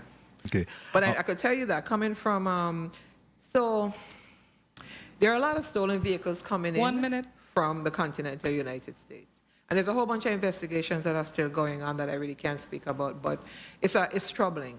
Because by the time the titles get here and they're washed, we will not know as a territory, because we're not part of the system. And that's what we are trying to achieve here today. And to be part of the national system, it's an FBI system, we have to have mandatory reporting by people who are actually buying these junk vehicles or salvage vehicles within the territory. And we don't have that. Do we have a definition for salvage vehicles? Yes, we do. And based on that definition, we have allowed for junk and salvage to coincide? No, salvage has a definition separately from junk. And any combination of two. I mean, if you have a salvage vehicle and you utilize junk to make the salvage more acceptable based on parts, how do you then adjudicate that? How do you actually denote that on the registration? Time. Go ahead. You may proceed. So junk vehicle is a vehicle, the word denotes junk, meaning it's absolutely no good. But you could remove parts from a junk vehicle, right, and to fix a salvage vehicle. Salvage vehicles can be rebuilt and put back on the road based on our law. That vehicle will now be salvage rebuilt or rebuilt, basically. And you have a salvage vehicle, you have to basically show where the parts came from. You have to get a receipt for the parts. And the person who fixes these vehicles have to be a certified mechanic. So the whole purpose is to track to ensure that we are not using stolen parts or destroying other people's vehicles and stealing the parts to fix your vehicle and basically sell them on the market, etc. So there's actually no tracking mechanism for that right now. So you could steal somebody's vehicle and sell the parts and we wouldn't know. Mr. Chair, can I just wrap up with one final? You may, Mr. President. Thank you. Thank you, Mr. Chair. And in regards to the ability to be able to insure these salvage vehicles, have you had a discussion with the insurance industry, and what is it that they're saying in regards to that? They're saying it's very disappointing because they also have the ability to track the titles because they pay for the title per title. And it's like $16, $17 per title through Carfax or one of them. The system that we are trying to use is basically free to us through the FBI, so we don't have to pay for it. Then they're insuring these vehicles and then find out in the back end that the vehicle was supposed to be salvaged in the first place. Not that they would not have insured it, you know, but the insurance cost and the way they treat the whole policy would have been different if they had that information available to them. As a matter of fact, we had a meeting with them 2 days ago, it was, a very vibrant, spirited discussion, and we promised to schedule a meeting in January so they could tell us what they're seeing. So as we are building our system, we'll take those recommendations into consideration. And as you heard me said earlier in response to the previous bill, that the merging of our systems has become very critical as far as insurance. We're moving to ensure that the insurance companies can automatically report to us when a vehicle is uninsured, and that's part of the January discussion. And is your intent to have the registration indicate salvage vehicle? It'll be identified On the registration as well. So, yes, sir. Oh, very well. Yes. Thank you very much. Mr. Chair, thank you for your response. Thank you, Senator President. Senator Carrion, you're recognized for your 4 minutes. Thank you, Mr. Chair, and I too echo the sentiments of my colleagues in regards to not having representatives from the traffic division within the police department. But nevertheless, we do realize, as we're hearing, that we're aware that we have issues within our roads of vehicles that are being driven that lack fulfill the requirements of being able to be operable on our roads, and also violations that we continually see every day within our roads. So I do understand that sometimes increasing penalties will curtail individuals from violating our laws, and sometimes that is necessary. But not having the representatives here for us to really question and get data on the amount of tickets they have given in each category and provide testimony specific to those areas is challenging for us as lawmakers to really make a prudent decision regards to this measure. I commend the sponsor of the bill for the initiative, and it's all in light of providing public safety for all of us. And as we heard, one life is far too much to lose, given some of the negligence that we see on our public roads. But moving along with regards to Bill 35-0409, and I would like the Director McIntosh to share with us, you mentioned in your testimony some of the current challenges by not having this implemented. How would this really improve the services that you provide and assist in curtailing some of the issues that you've been hearing or seeing within the division in this area? Director McIntosh, the Bureau of Motor Vehicles. What it would do, first of all, is to assist us in informing the public or the person who may have bought a vehicle that has a title changed. So if you bought it, sometimes the damage is done, you've already bought it, but now you're stuck with a vehicle that is supposed to be salvaged, and we're obligated to rebrand the vehicle, right? So that the future buyers of this vehicle would not be sideswiped. That's one thing that it would do. It would also allow us, our titles, if the same thing were to happen in the reverse. For example, if the title was changed here in the territory, and we've seen them, like the Photoshop ring, that was happening in Florida a year or two ago. Somebody was photoshopping these titles, and we would have no way of knowing. If the same thing were to happen here in the territory, then when it leaves here, and go to someplace else. 1 minute. Or if you have the opportunity to buy a report, which you can, prior to buying the vehicle, you would know that the vehicle was indeed a salvage vehicle or something was wrong with the vehicle, even if the title was washed. That's like almost an immediate benefit to us. Stolen vehicle, same thing. You know, if the vehicle is stolen, you have an opportunity to know, and we would know almost immediately. If the VIN number was changed, if you have a VIN on a vehicle that's different from what's listed on the title or in a report, then you know that something is wrong. And so we are missing a whole bunch here, you know, as a people. And not only that, it's just the right thing to do, and it's the law. Very well. Do you currently have data on the amount of vehicles that we have in the territory that are registered and titled as Salvage? Unfortunately, not with me. I was looking, you know, in my data bank, but no. But I can get it though. We can track that. Okay. And then, Mr. Chair, if I may just wrap up. You may. In the reporting process, the Bureau then decides what regulations you're going to establish as how frequently this reporting would be submitted to your office. How do you envision that work? I'm envisioning a monthly basis because we have to report a monthly. I mean, there are two systems. With MVIDIS, you could either do a monthly upload, right, which is not, we don't prefer that because then the damage is done.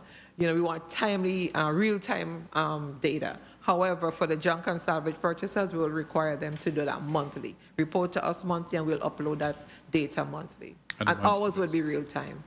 And then this would allow you then to connect to the system that you mentioned and have more access to really verify vehicles when they come into territory and even report them as they leave the territory, their status. Yes. Thank you very much. And you're in support, fully support of this measure. Director, you're in full support of this measure, correct? Yes, Senator. Thank you very much. Thank you, Mr. Chair. Sorry. You need to make sure that for real. Thank you, Senator Carrion. You know, looking back at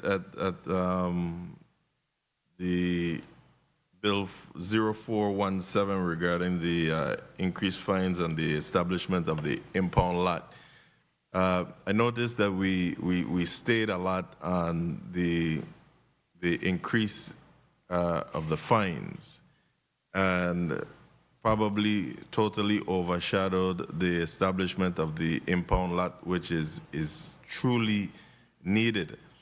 And I'm sitting here and I feel like I could just hit myself a cuff upside my head because I'm thinking of my mom that always used to tell me, follow your mind. And initially my mind told me to separate these two bills. And we didn't. And you know, though some of my colleagues and I saw the true need to increase these traffic fines to match the infraction, the VIPD was actually the entity that pleaded with us to increase these fines with support of the administration and whatnot. And you know, then they had valid reasons for increasing them as well, again, to make them commensurate to the infraction, and partially because they saw repeated offenders that just didn't mind paying the low fees. And here we are today with a full-blown hearing, and the VIPD fell totally short on sending the proper representatives here to defend such actions. As the bill sponsor that took the lead on this, I'm going to just go ahead and ask the committee members for us to just move and hold the bill. But I don't want nobody in my face again asking me when you're going to bring this bill, when you're going to bring this bill. Because here is the opportunity, and we're not here to defend. The establishment of the impound lot would have support our law enforcement efforts overall to secure a lot of these vehicles and have a central location in both districts, St. Croix and St. Thomas. The last time that there was any talks about a police impound lot, Novelli Francis Jr. was the police commissioner, and I served as a special assistant at the time, who actually implemented the police impound lot. After we left the police department, that area that we fenced off, paved and everything is just sitting there. There's no official establishment of an impound lot in either district. And again, we continue to drive on these roadways. All of us are seeing the number of vehicles that's driving on the roadway without a license plate, without an inspection sticker, etc. And talking about the inspection sticker, Director McIntosh, we're going to have a conversation on the side, because when we first became officers, your vehicle, when you went to register your vehicle, didn't drive out of that inspection lane unless the inspector had put that sticker on the vehicle. Now, we're stapling the inspection sticker to the registration and allowing them to drive out, or we're at a point where you could even get them mailed to you and people are failing to put them on. It's problematic. We got to do better. The other day I was at this traffic light here by Golden Rock, and a vehicle next to me with no hood, no side fenders, no bumper, nothing. All you saw was the bare engine of the vehicle. This is what people are saying. It's somewhere the police say when you need them. And this vehicle is operating on our roadways and nobody ain't seeing them to stop. We got regular police, DPNR police, licensing and consumer police, dog police, cat police, every police, and still nobody to address these things. This morning, coming here to the hearing, I saw a police vehicle coming westward. I'm heading east. My light turned green, and this vehicle actually still made a turn in front of me and the other vehicles to go into public safety entrance. A marked police vehicle coming west.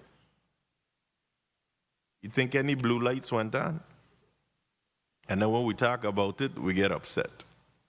Enforcement is key. We have exhausted our Senator Johnson, you recognize? Thank you very much, Mr. Chair. I sure don't want you to be the only one to sound that alarm of having conversation about these traffic increase of these penalties, because I too have had these conversations. And I remember when I tried to first pick up this measure, you found out that you were the author of it. I joined on. And I didn't just join on, I went and I had conversation with the courts in regards to these fees and penalties. Had some conversations slightly with the previous police commissioner, and many times had conversation with some of the traffic commanders. So I don't want for it to look like you're the only person that trying to bring a measure that we didn't have conversation with public safety in the regards of these increase and penalties. And that's why I say that it's just, for me, like we waste our time here today.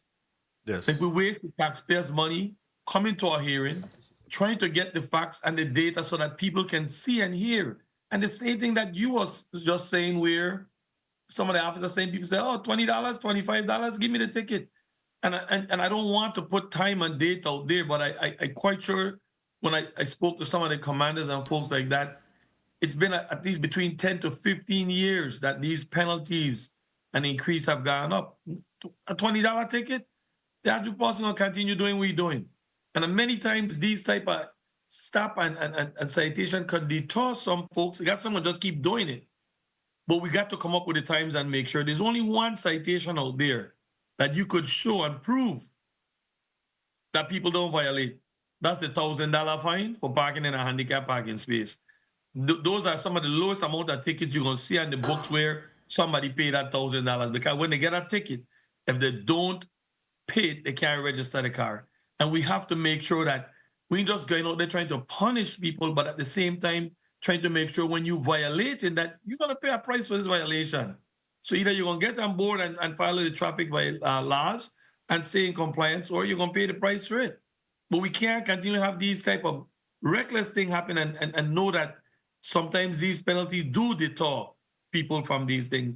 But I'm very, and I'm going to keep saying it, very disappointed that the traffic commanders are not here, because these are the people that we need to have conversation with.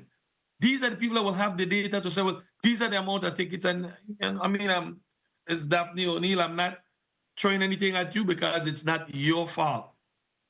I ain't blaming you. But the department had all right to make sure the people who could answer our questions are here for we to go forward with this. And I know of the little pond in St. Croix with the whole cards, and it's not probably secure or anything like that. And there's a lot more to go with that holding those cars, because we have to be able to say that the cost for the cars staying there, going to be able to manage that pond to make sure that those cars that are there are secure. We're going to make sure that the fees for you not coming for your car on a timely basis is going to be walked up to when the car is sold, that money could be used back to paying for running it. So there's a lot to be done and a lot to be said in this regards to these two measures here. And very, very, very, very disappointed. I really appreciate the time, but I hate coming, wasting my time and weighing the tax people money, trying to bring measures that are very viable to how we're going to operate as a society, and yet these agencies come just half the way. Let me leave it. Thank you very much, Mr. Chair. Thank you. Thank you for the time. Thank you, Senator Johnson. And yes, this, again, measure would have also provided funding for the maintenance and upkeep of the impound lot, and appropriate funding to the issuing agencies, all the law enforcement agencies, and even allocate funding to crime prevention youth programs. And here we are with a lack of data, although we know that the violations are there. But again, we do need the establishment of the impound lots. So we will break for 3 minutes. I will huddle, and then we'll come back to move on and take final action within this committee on these two bills. The Committee on Homeland Security, Justice, and Public Safety recess for 4 minutes.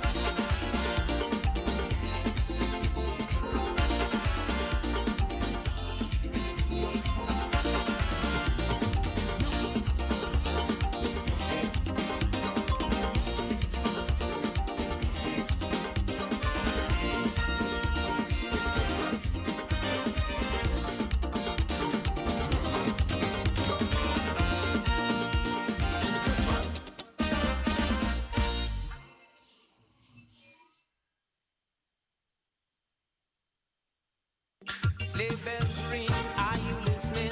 In a land, snow bells glistening. A beautiful sight, I'm happy tonight. Walking in the winter wonderland.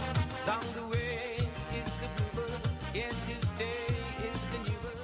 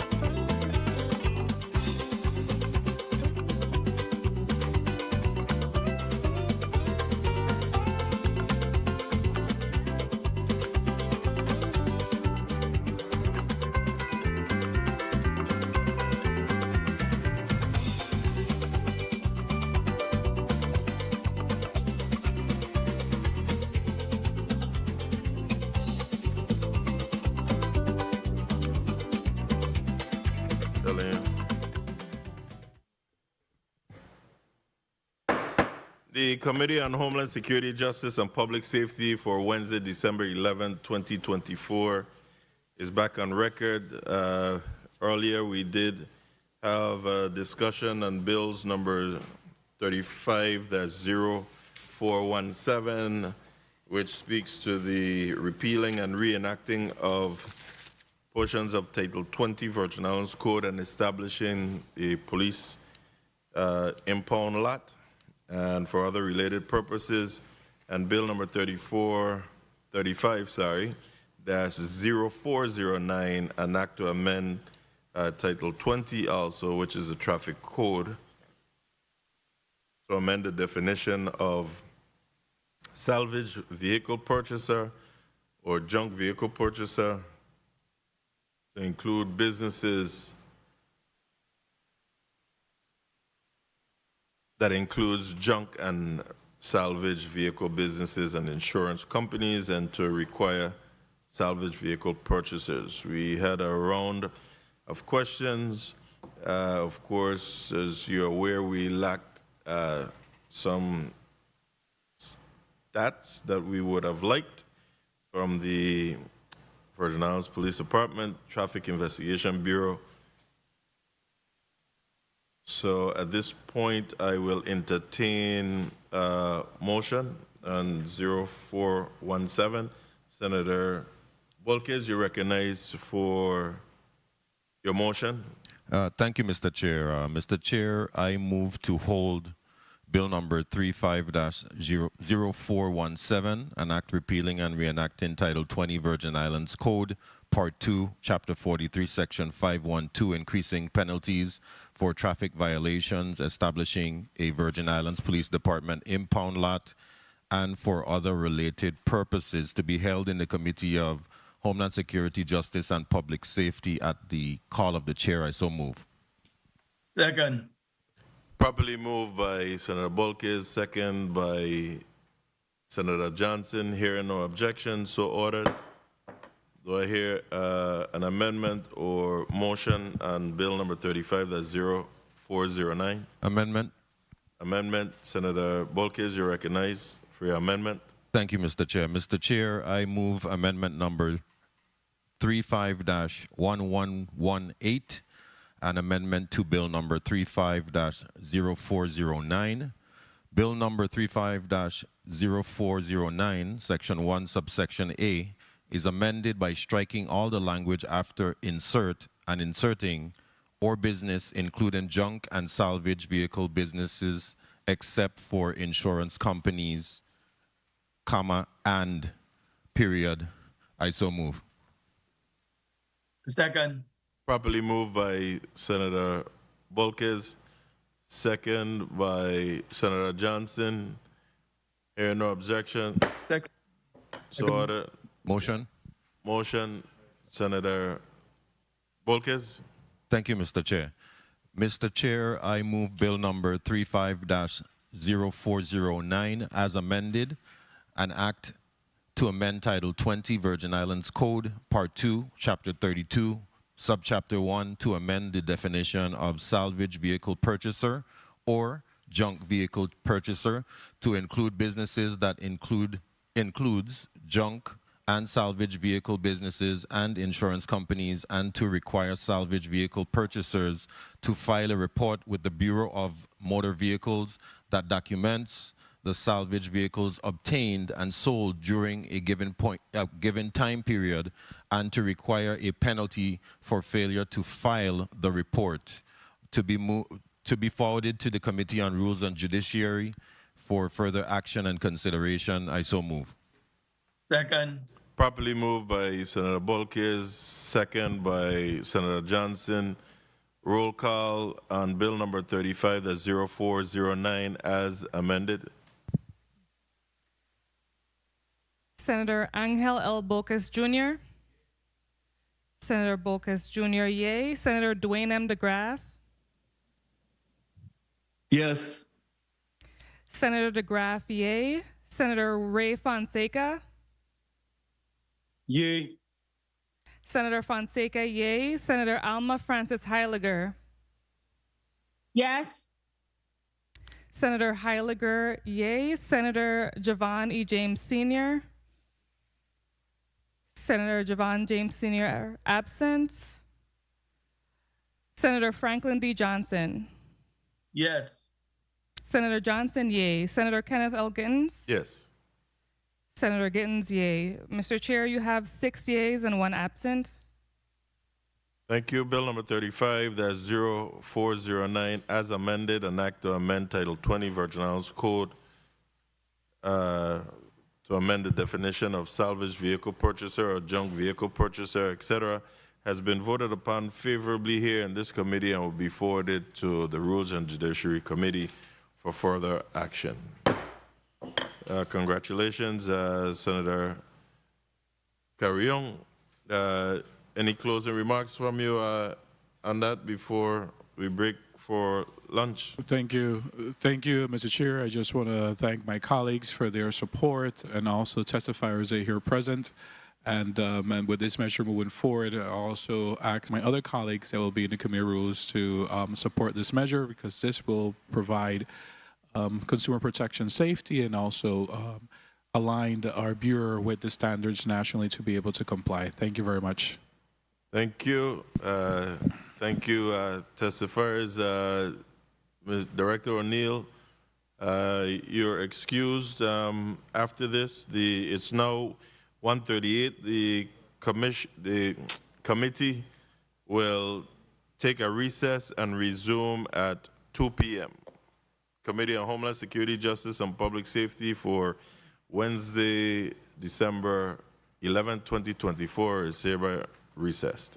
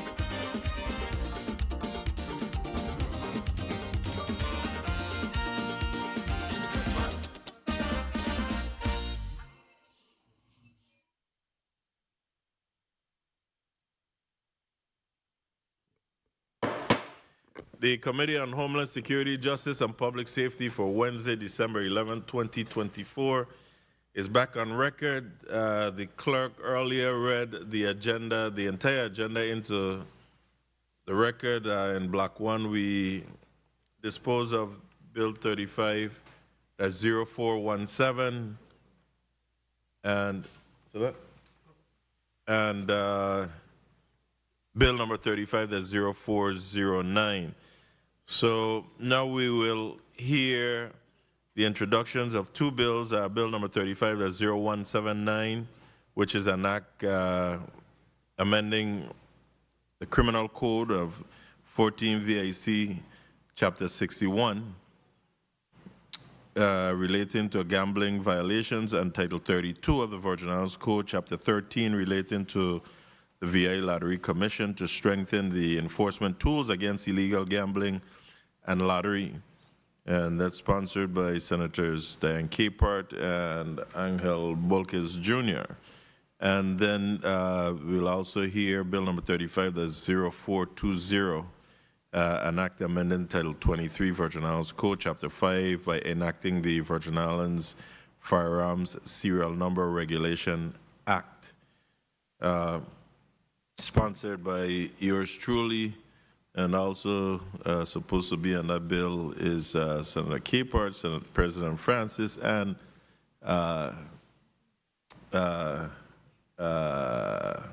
Franklin D. Johnson, because that bill came about after we had a roundtable criminal justice roundtable meeting.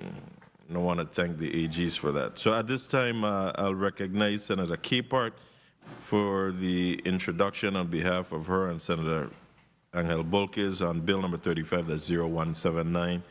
And then I'll do the second introduction.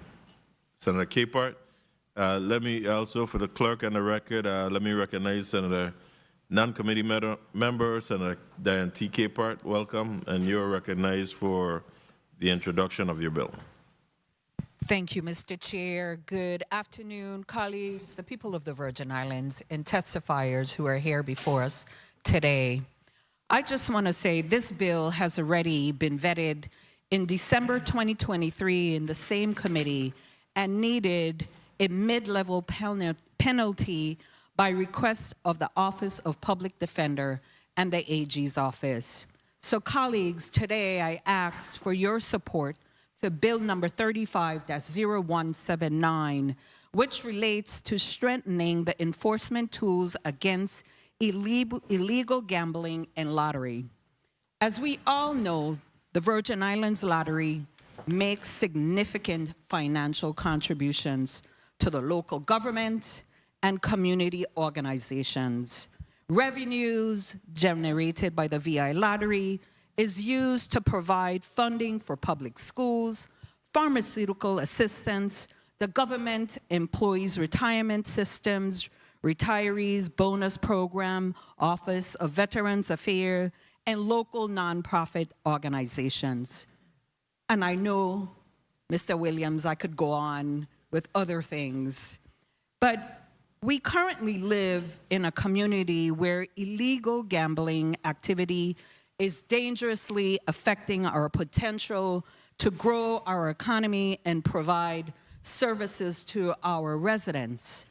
As the director testimony indicates, as you would hear, the influence of proliferation of illegal gambling, weapons, human trafficking, and a host of other activities are at the all-high and crippling our economy.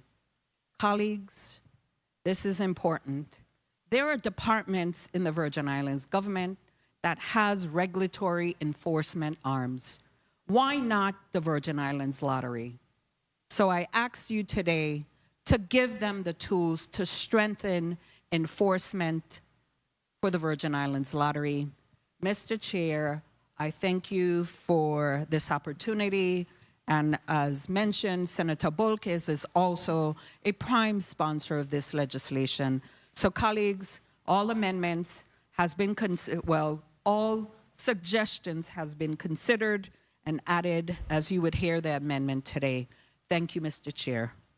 Thank you, Senator Capehart, for your introduction of Bill number 35-0179. We will now hear the introduction for Bill number 35-0419. Who speaks to this bill? I apologize. Bill number 35-0420. Who speaks to this bill? I do. Please proceed, Senator. Senator Gittens. Thank you, Mr. Chair. Good afternoon to all once again. I am honored to present for consideration a bill that addresses a growing concern within our community, the proliferation of ghost guns, unserialized, privately manufactured firearms that are increasingly used in illegal activities and pose significant risks to public safety. This bill idea that was brought to our attention by the Attorney General's office, specifically the Criminal Division, Chief Perry, seeks to amend the Virgin Islands Code, Title 23, Chapter 5, by enacting the Virgin Islands Firearm Serial Number Regulation Act, also known as the Closing the Ghost Guns Loophole Act. The goal of this legislation is to strengthen the regulations surrounding firearms, specifically focusing on ensuring that all firearms, including those privately made, are properly serialized and traceable. Under this act, any firearm manufactured, assembled, or distributed within the Virgin Islands will be required to bear a serial number, making it identifiable and traceable. This is a critical step in preventing the illegal use and trafficking of untraceable firearms, which are often used in violent crimes. The Virgin Islands Firearms Serial Number Regulation Act is designed to close the existing gaps in firearm regulation, which currently allow the production and sale of ghost guns without serial numbers, making it difficult for law enforcement to track their origin and ownership. By enacting this legislation, we are taking proactive steps to ensure that firearms in the Virgin Islands are subject to the same safety standards and regulations that exist in other parts of the United States. Our minority leader, Senator Dwayne DeGraff, who is also a retired career senior leadership law enforcement officer and a member of this committee, introduced a piece of legislation earlier addressing ghost guns. Today's bill will again enhance what was previously put in place by closing the loopholes seen in previous serious criminal cases. Some of these matters can and may be brought up in today's testimony by the Attorney General's office. We do have from the Attorney General's office the Attorney General himself and Chief Perry, who is in the St. Thomas chambers. Lastly, this bill is a necessary and timely piece of legislation to enhance public safety, protect our small communities, and provide our law enforcement officers and agencies with the tools they need to prevent the misuse of firearms. Colleagues, again, I urge your support for this critical piece of legislation, and I look forward to a thorough discussion of its provisions. Thank you, Mr. Chair and colleagues. Thank you, Senator Gittens, for your introduction of Bill number 35-0420. Colleagues, we have heard both introductions to both bills, 35-0419 and 35-0179. I apologize, 35-0420 and 35-0179. So now we will proceed with the testimony of the Attorney General of the Virgin Islands. Attorney General Gordon Rea, you may proceed with your testimony. Thank you, Senator. I'll begin with the one you began with, that would be Bill 35-0179, and I can start by saying that we are 100% behind this bill. I've brought with me Roland Oliver David.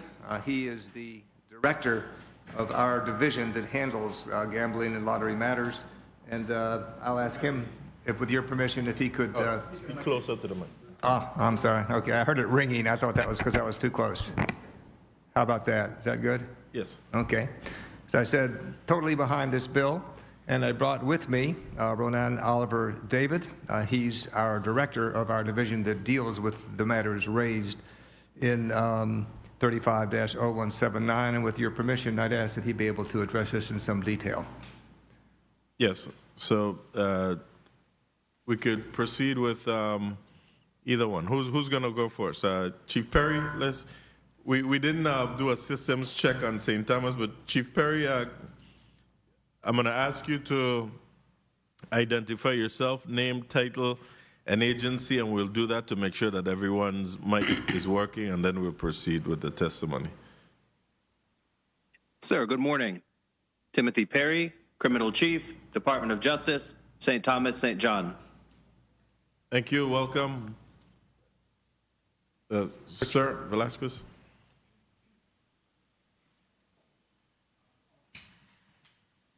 Speak into the mic. Officer Richard Velasquez of Virgin Islands Police Department, Firearms Bureau, Firearms Officer and Custodian. Yes, good afternoon. R. Oliver David, Assistant Attorney General, Director of the Division of Gaming Enforcement, Virgin Islands Department of Justice. And let's try to speak directly into the mics, okay? Yeah. Not to the side of the mic, but into the mics, because our stenographer is remote and needs to hear. Very good. All right.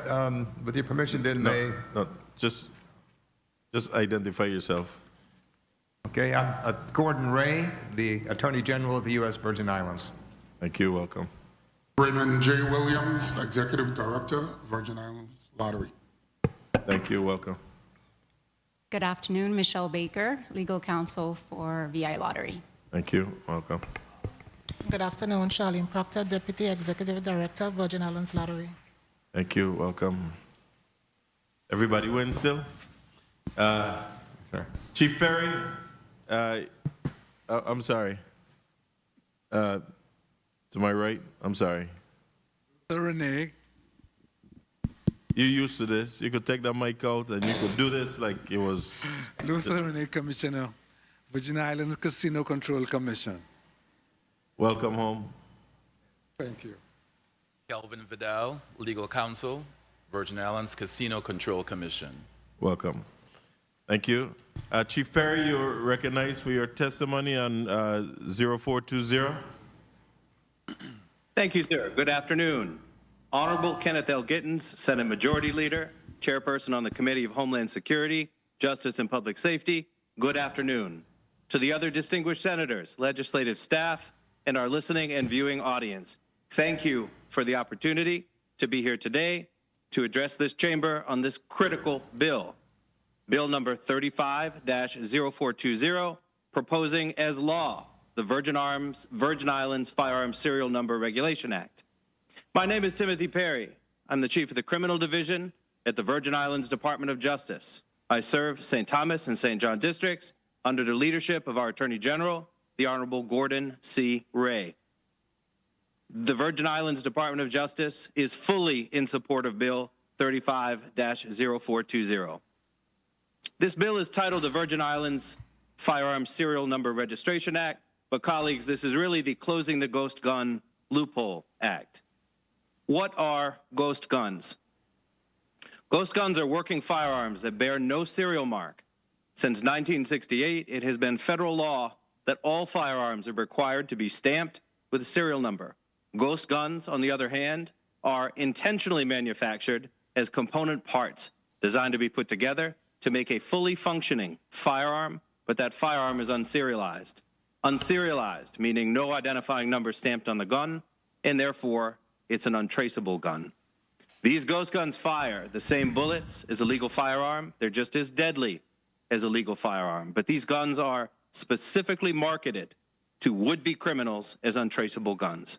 And increasingly, as throughout the United States, ghost guns are showing up here, now on the streets of the Virgin Islands.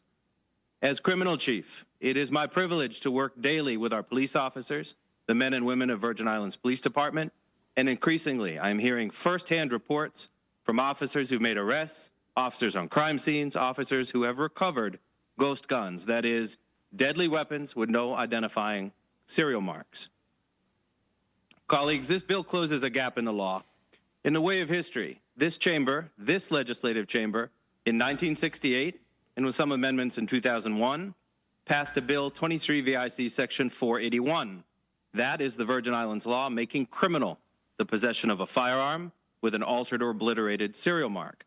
We can picture these guns. They're usually handguns with a serial number that's been scratched off with a chisel, obliterated. Criminals do this to render the gun untraceable. Virgin Islands police recover a dozen or more of these guns, guns from crime scenes, guns with obliterated serial numbers, 12 or more every year in the Virgin Islands. But now, 50 years later, 50 years after this chamber passed 23 VIC 481, that is the ban on guns with obliterated or altered serial numbers, increasingly, our officers on the street are now encountering guns with no serial numbers. These guns cannot be charged under 481, the current VI law, as such a gun is not illegal because the serial mark in that case wasn't altered. With a ghost gun, the mark wasn't obliterated. These guns, in fact, are specifically designed with no serial mark, designed to evade the law. Truly a ghost gun. The bill before this chamber proposes adding to that same code section, Title 23, a code section 490. This bill closes the ghost gun loophole. This bill is also in line with national trends. We are not alone in seeing an explosion in the number of ghost guns. The Brady Campaign to Prevent Gun Violence, which is a bipartisan group formed after Ronald Reagan, the president, was shot by a gunman. The Brady Campaign reports that between 2016 and 2021, the number of ghost guns, that is, untraceable guns with no serial mark recovered by law enforcement, increased nationwide by over 1,000%. In 2016, police recovered less than 2,000 ghost guns. In 2021, just 5 years later, police recovered 19,000 ghost guns. And these ghost guns are increasingly used for the most violent crime in the nation. Department of Justice reports these ghost guns were implicated in almost 700 homicides or attempted homicides.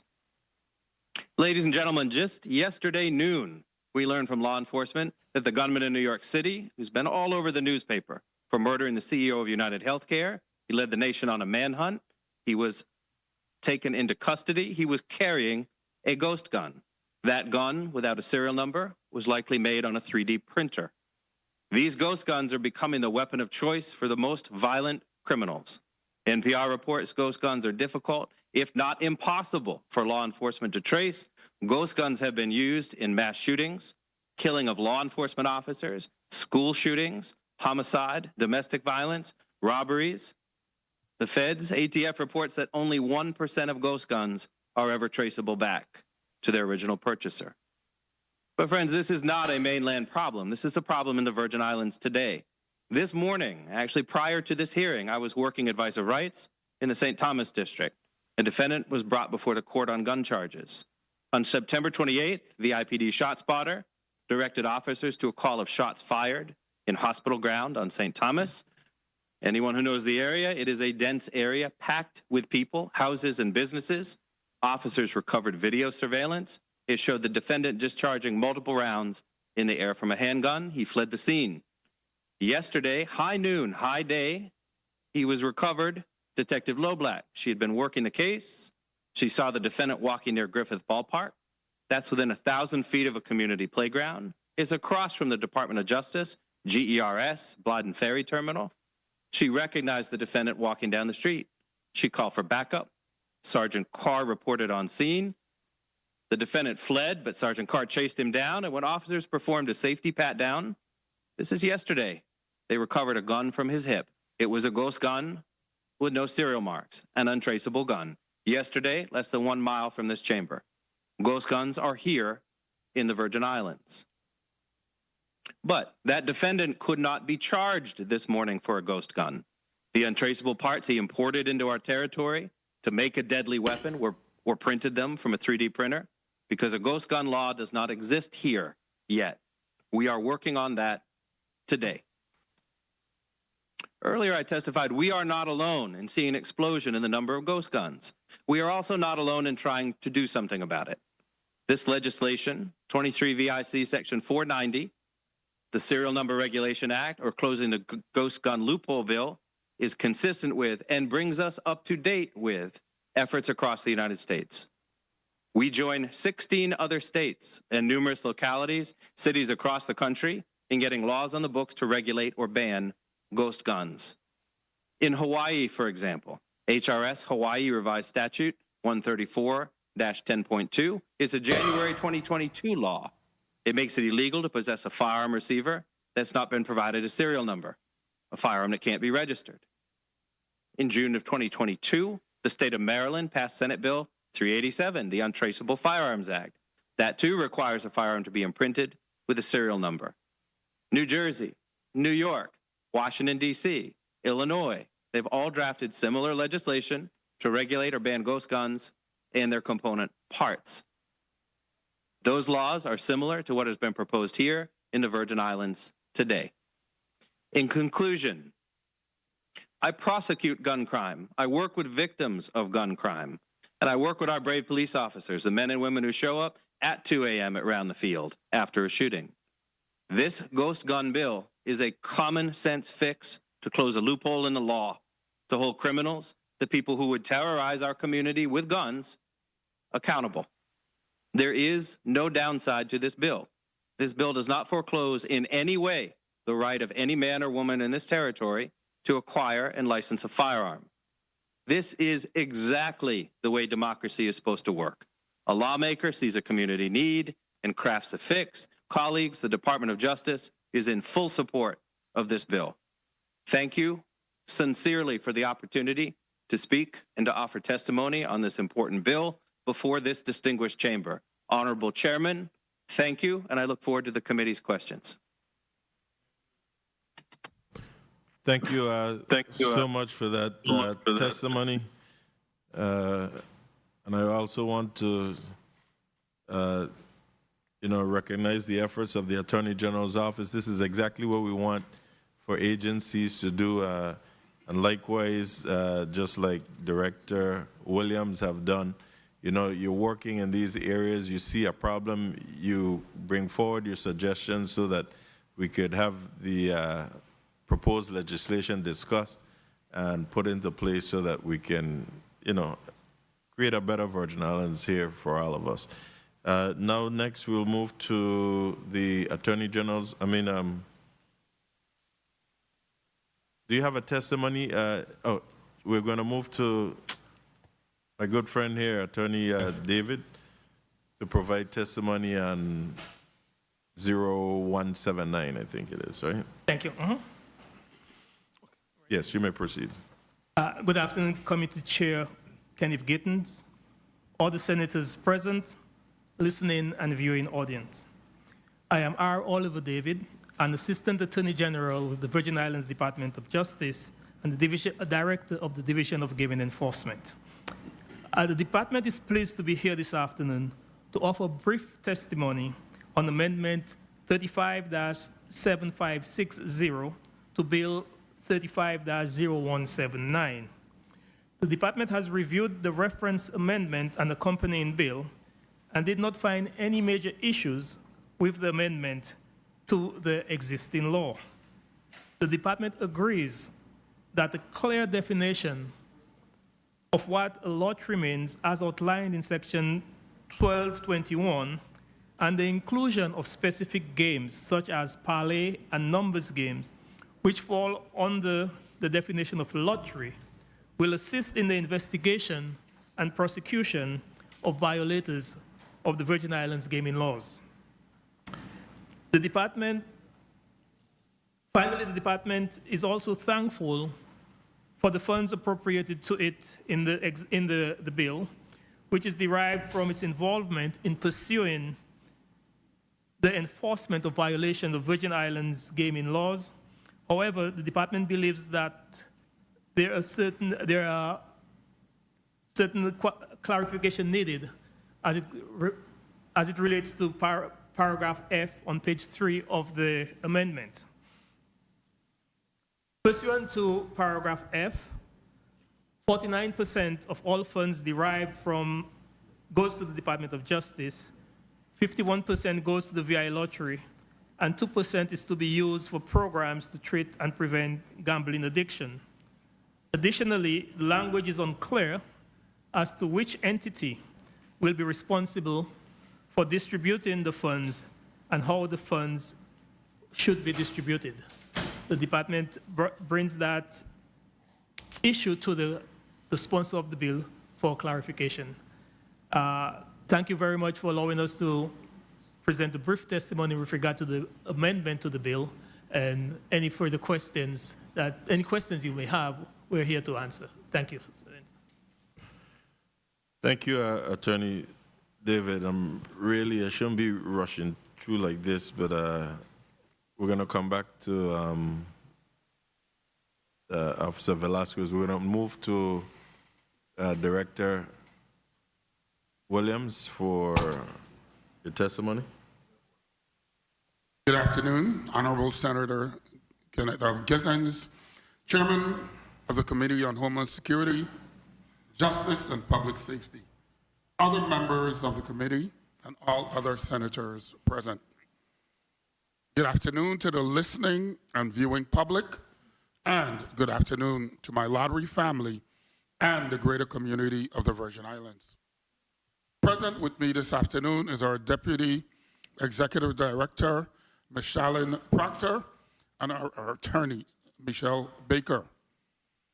We appeared here before this committee back in December of 2023 to present these amendments to the VI Code through Bill number 35-0179. But the legislation was held in committee to address more concerns and fine-tune the legislation. I am happy to be back here today to once again discuss the proposed amendments to the bill based on input from other stakeholders and members of this committee. We believe this amendment addresses the concerns that we all have discussed and effectively serves this community. We would like to highlight a few technical changes in the language based on the July 12th, 2024 Yellow Sheet draft of Amendment 35-7656.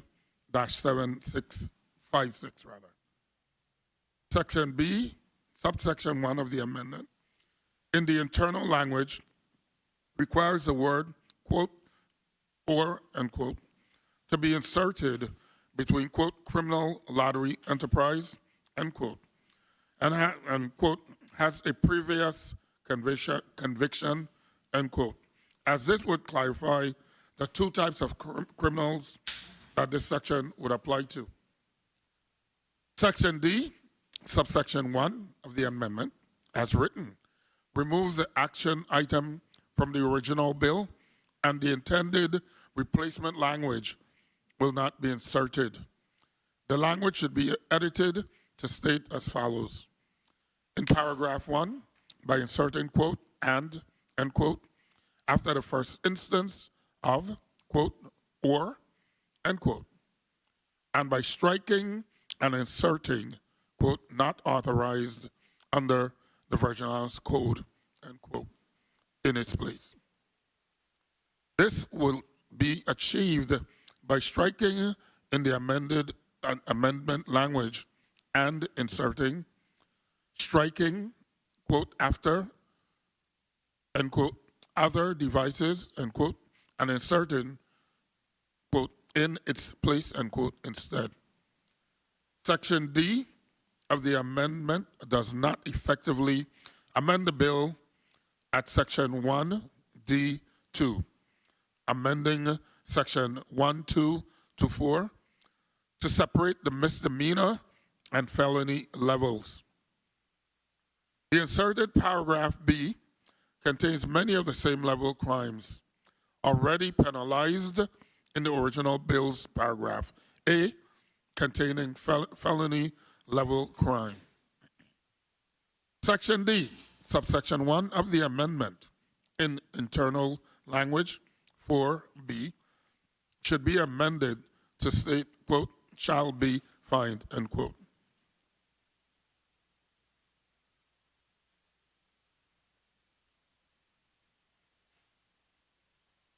The influence and proliferation of illegal gaming, weapons, human trafficking, and a host of other activities are at an all-time high and crippling our community. We must take our heads out of the sand and recognize if we don't extinguish this cancer as much as humanly possible, not only do we continue to lose our moral fabric, but also our economic foundation here in the U.S. Virgin Islands. Just imagine all the good that can come from maintaining and sustaining these revenues locally. Amendment number 35-756 improves the original bill's intent to increase the penalties for illegal lotteries and gambling by keeping penalties for the first-time individual offenders lower at the misdemeanor level and offers stronger penalties for habitual offenders and defined organized crime lottery enterprises. Senators, this is our collective opportunity to increase revenues in the territory by eradicating illegal activity.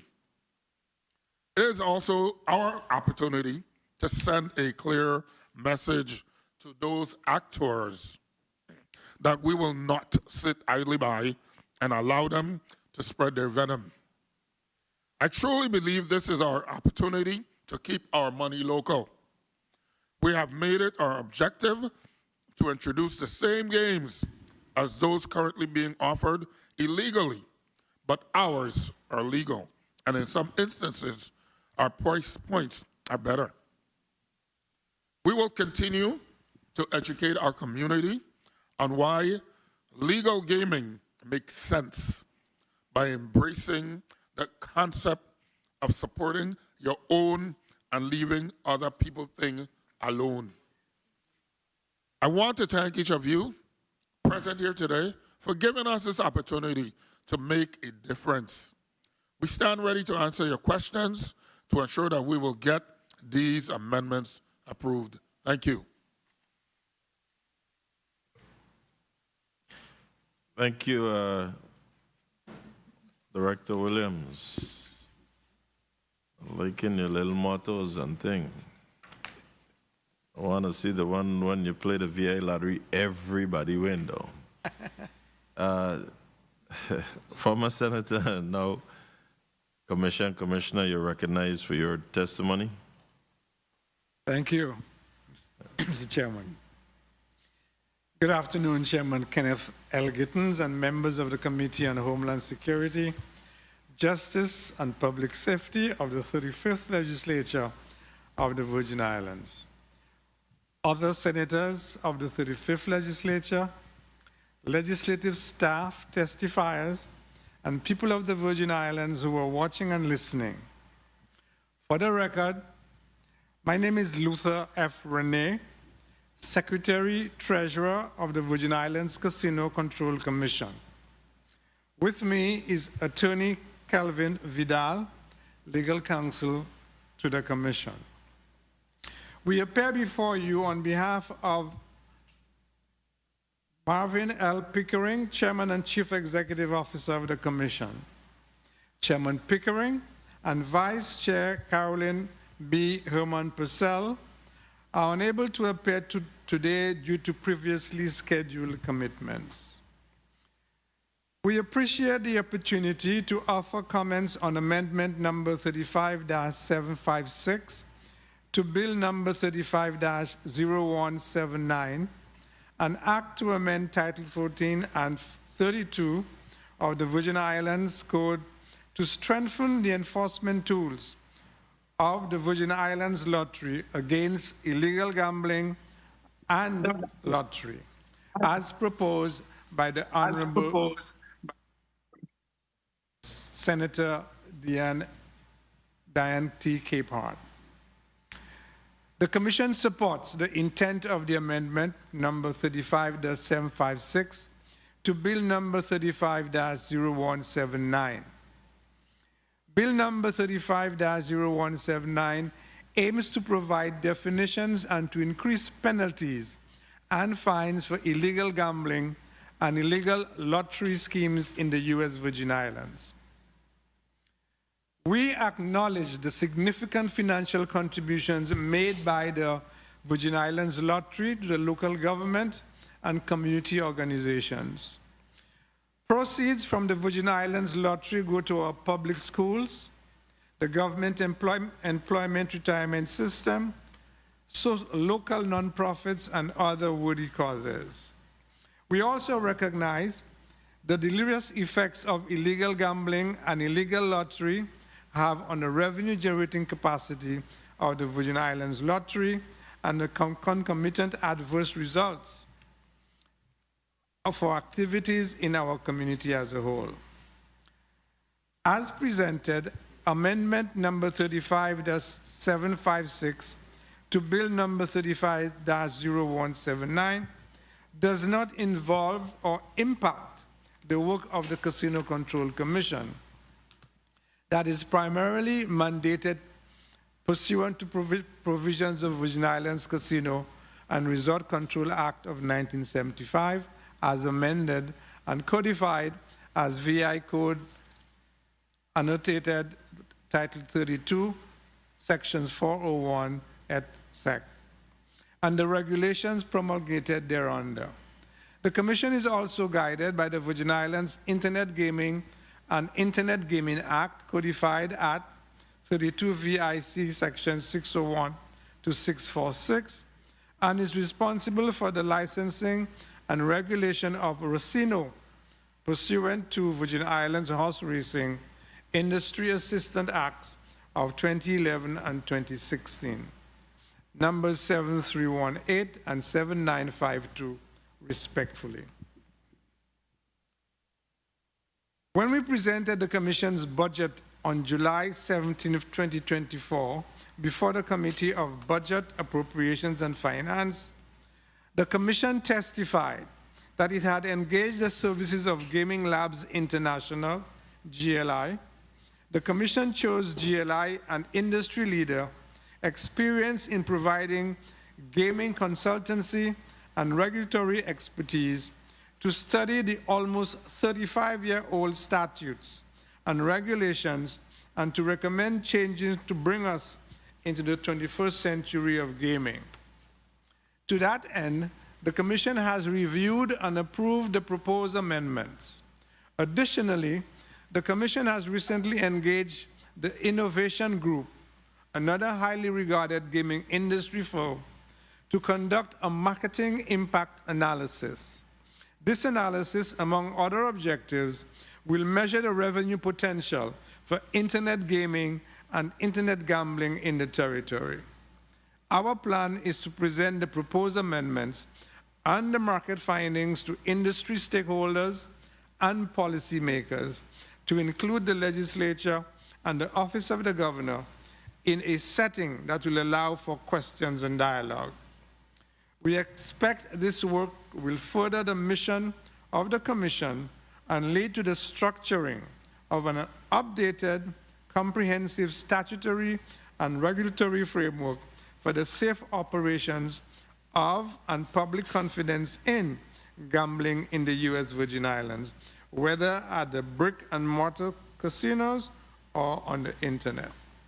Mr. Chairman, this concludes the testimony of the Virgin Islands Casino Control Commission as on amendment number 35-756 to Bill number 35-0179.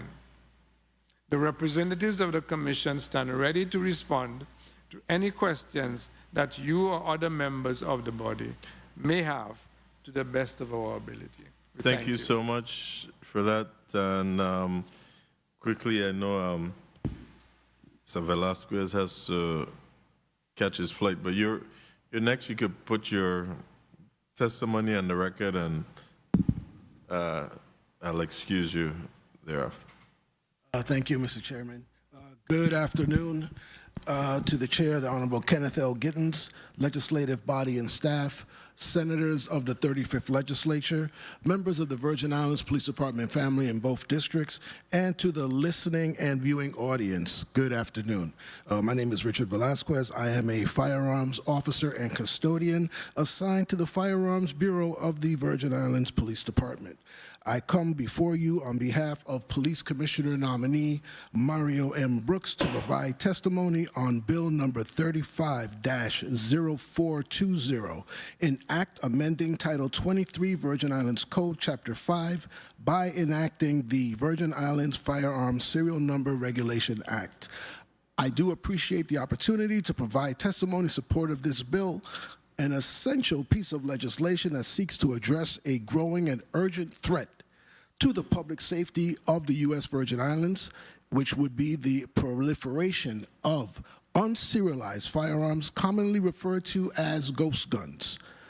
Now, if I may continue, there is a federal mandate for serialized firearms based upon the Gun Control Act of 1968. All commercially manufactured firearms are required to bear either a stamped or a inscribed number either on the frame or the receiver of the firearm. This mandate allows law enforcement to allows enforcement agencies to trace these firearms in the event of crimes back to their point of origin, and it is an essential investigative tool to assist law enforcement in the completion of a criminal investigation that could be handed over to the Attorney General's office for a successful prosecution. The threat that these ghost guns have is insurmountable and immeasurable. Ghost guns are weapons basically that are created in somebody's basement, in somebody's backyard. These weapons can be made from a kit or, has been stated in previous testimony, with 3D printers. These weapons lack a serial number, as stated earlier again. These serial numbers, as well as other identifying marks of a firearm, allow law enforcement to trace that weapon back to either a point of origin or a buyer or seller. And these weapons, when they are not serialized, they fall outside of federal and local regulation, which makes them basically untouchable. Individuals that choose these type of weapons are usually individuals who cannot legally obtain a firearm in the United States Virgin Islands. The United States Virgin Islands, through its Virgin Islands Police Department, has a very specific program that is used in order for any individual to obtain a firearm to carry for personal protection, home protection, so on and so on. And individuals that fall outside of that, whether it be a local prohibitor or a federal prohibitor that prevents them from owning a firearm, these weapons become extremely attractive to them. Because one, they are basically untraceable, but more importantly, they provide them with a avenue to continue their nefarious and criminal activity. The growing availability of ghost gun kits online is alarming because we are in the age where I can just go online and order a kit and have it sent to the Virgin Islands, and I can build a gun if I have the other required parts. Most of these weapons that come, they come 80% completed. And the remaining 20% is something that you can pick up online as well. And you can build yourself a gun in, I would say, less than 2 hours. You can build a firearm. There has been an increase, as has been stated earlier in previous testimony. In the last 5 years, we have had a 1,000% or tenfold amount. I believe Criminal Chief Perry said that there was 19,000. That was very much accurate. And these weapons are being used by these individuals that are involved in violent crimes such as robbery, murder, mass shootings, because again, they are untraceable and they are easy to obtain. We are dealing here in the Virgin Islands with significant levels of violence involving firearms.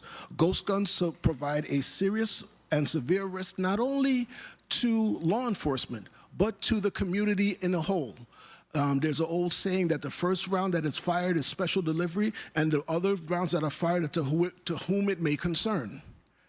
And we as members of this community have to understand that we can be in that area where it is to who it may concern may be referring to us.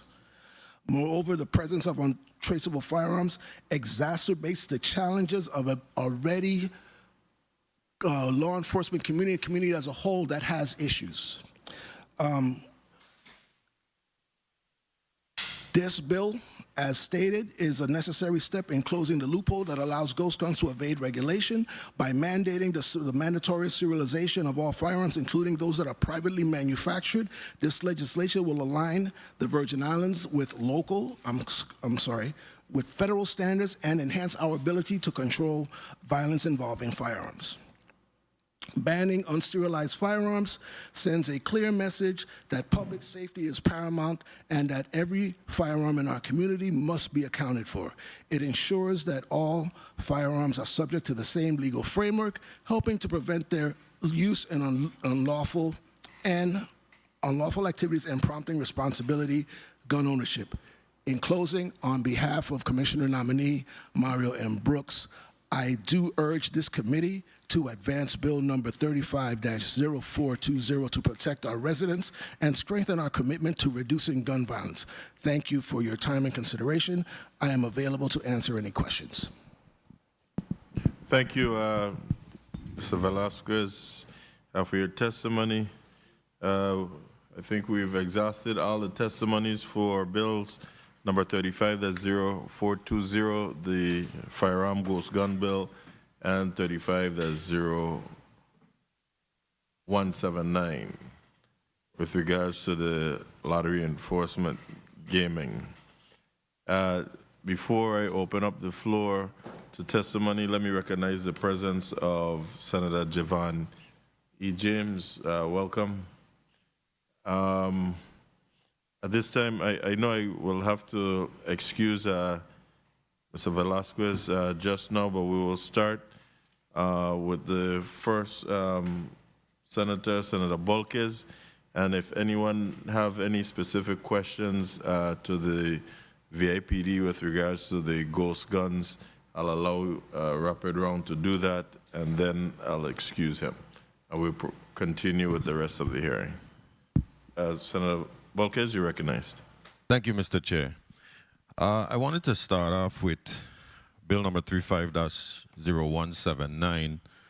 And since its introduction on December 12th, 2023, which would be 1 year tomorrow, I'd say that, you know, the primary sponsor, along with the stakeholders, have worked tirelessly to refine and strengthen the bill through numerous meetings and consultations in order to get the amendments, which was suggested also during the committee process on the 12th of December 2023. And these changes address enforcement mechanisms, but they also allocate resources to combat illegal gambling and its associated criminal activities and enterprises. The Virgin Islands Lottery is what I consider the cornerstone of our territory's programs funding. And what I mean by that is, you know, they've helped fund grants and monies to education, pharmaceutical assistance, even the GERS retirement bonus program. And colleagues, this illegal, illicit gambling operation or market is diverting millions of dollars that should actually support these essential services. And this legislation is a direct response to those challenges with these updated penalties, with clearer definitions, and a targeted enforcement strategy to dismantle this illegal enterprise. The director of lottery, at the time 1 year ago, I recall him stating a number of losing perhaps in the double digits of millions of dollars. And I'm going to ask him again, how much money does the VI lottery lose because of this illicit market? VI government period. Or the VI government period. actually is triple-digit millions. Anywhere in the neighborhood, based on that last white paper we'd seen, was in excess of $100 million that goes out of the territory. That is that is crazy, for the lack of a better word. You know, we're talking about triple digits of losing monies or economic value that is also reinvested back into our territory where it matters, for that fact. And if I were to ask you, Director, for how many years do you believe this loss has been affecting the government of the Virgin Islands through the lottery system? So the VI lottery has been in existence almost 87 years. I would suspect for 87 years. Okay. So, colleagues, I say no more when it comes to that. I believe that, you know, the work has been done through the amendment, and I commend the primary sponsor. And, you know, we're here again, and it's important for us to take action while we can, because if this continues, only the people who require and need those support services are the ones who are actually going to be hurt. Moving or shifting to the ghost gun bill, I also commend the primary sponsor for that, an issue that has been affecting our territory along with the mainstream stateside for many, many decades, as was mentioned in the testimony concerning 3D printing. You know, this is something you can purchase and do from in your home or basement, as was mentioned by the testifier. This is an issue that really needs to be surveyed, and an issue that we really have to keep our eyes on and try to rectify. So my questions concerning the bill, we know that people can create ghost guns, but I'm wondering if the VIPD, for whatever reason, because the bill does mention that if you already have a firearm that does not have a serial number, you won't necessarily be affected unless you, Mr. Chair, if I may. Right. Thank you, Mr. Chair. You won't be affected as long as you go through the proper parameters to have that firearm legally. However, for those individuals who may want to manufacture their own firearm, does the VIPD have the capacity to actually serialize any of these firearms for those who may want to actually do it legally, is my question. No. All guns have.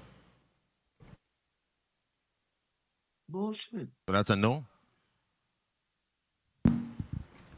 Attorney Perry, you want to feel that?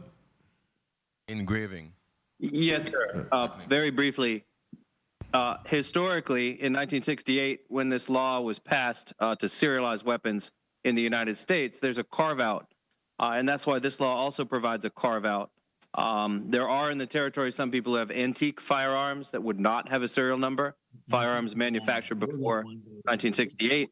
This bill, as I understand it, would allow for those firearms to still be regulated through the Virgin Islands Police Department Commissioner's Office. So even if you have an antique firearm, you won't be required to have a serial number, so the VIPD would not be required to serialize any of those sort of antique firearms as well? So I would have to defer to the Firearms Bureau on that, but my understanding is at present, there are antique firearms in the territory. That is firearms manufactured before 1968 that would not bear a serial mark that have been legally registered in the territory. Okay. And to VIPD, once we establish this, how do we track any ghost guns? Currently, how do we track any ghost gun seizures right now? And what type of information or data does the department have on that? Well, Richard Velasquez, Firearms Bureau, Virgin Islands Police Department. At this time, I can tell you that our Planning and Research Division does obtain information to track that. Also, we have our Forensics Bureau and our Criminal Investigations Bureau that tracks the types of firearms that are recovered. I don't have that information right here in front of me. However, I can tell you that every weapon that is taken into custody or that is collected on any crime scene, it is photographed, It is test fired, and it is also stored in evidence until Attorney Perry and his crew at the AG's office, and Attorney General Ray need him for a trial. No, I've been to the storage room once, going to the VIPD to view the facilities, and I know that it was mentioned that those rooms are at a critical capacity. Yes, they are. However, where I am in firearms, we deal with the legal individuals that have legal firearms, and sometimes there do come occasions where we have to take someone's firearm because their license has expired and it has passed the 90-day allotment as per the Virgin Islands Code. But the forensics part, I really could not. I would be speaking out of school if I spoke about the forensics part. I can tell you that the Firearms Bureau, our vault that we use to store firearms, it is getting very close to capacity. However, we've done some working in there where we've been able to adjust the way we have stored our firearms. So we're doing some work on that. Okay, well, thank you for your responses, and thank you for the time, Mr. Chair. Thank you. Anyone else for a question? Go ahead, Attorney Perry. I would echo Officer Velasquez. I've been in both the rooms on St. Thomas and St. Croix where firearms are stored. I will speak to St. Thomas. Is floor to ceiling as we speak. There's an urgent need for some resources for the forensics unit and the property clerk to store weapons.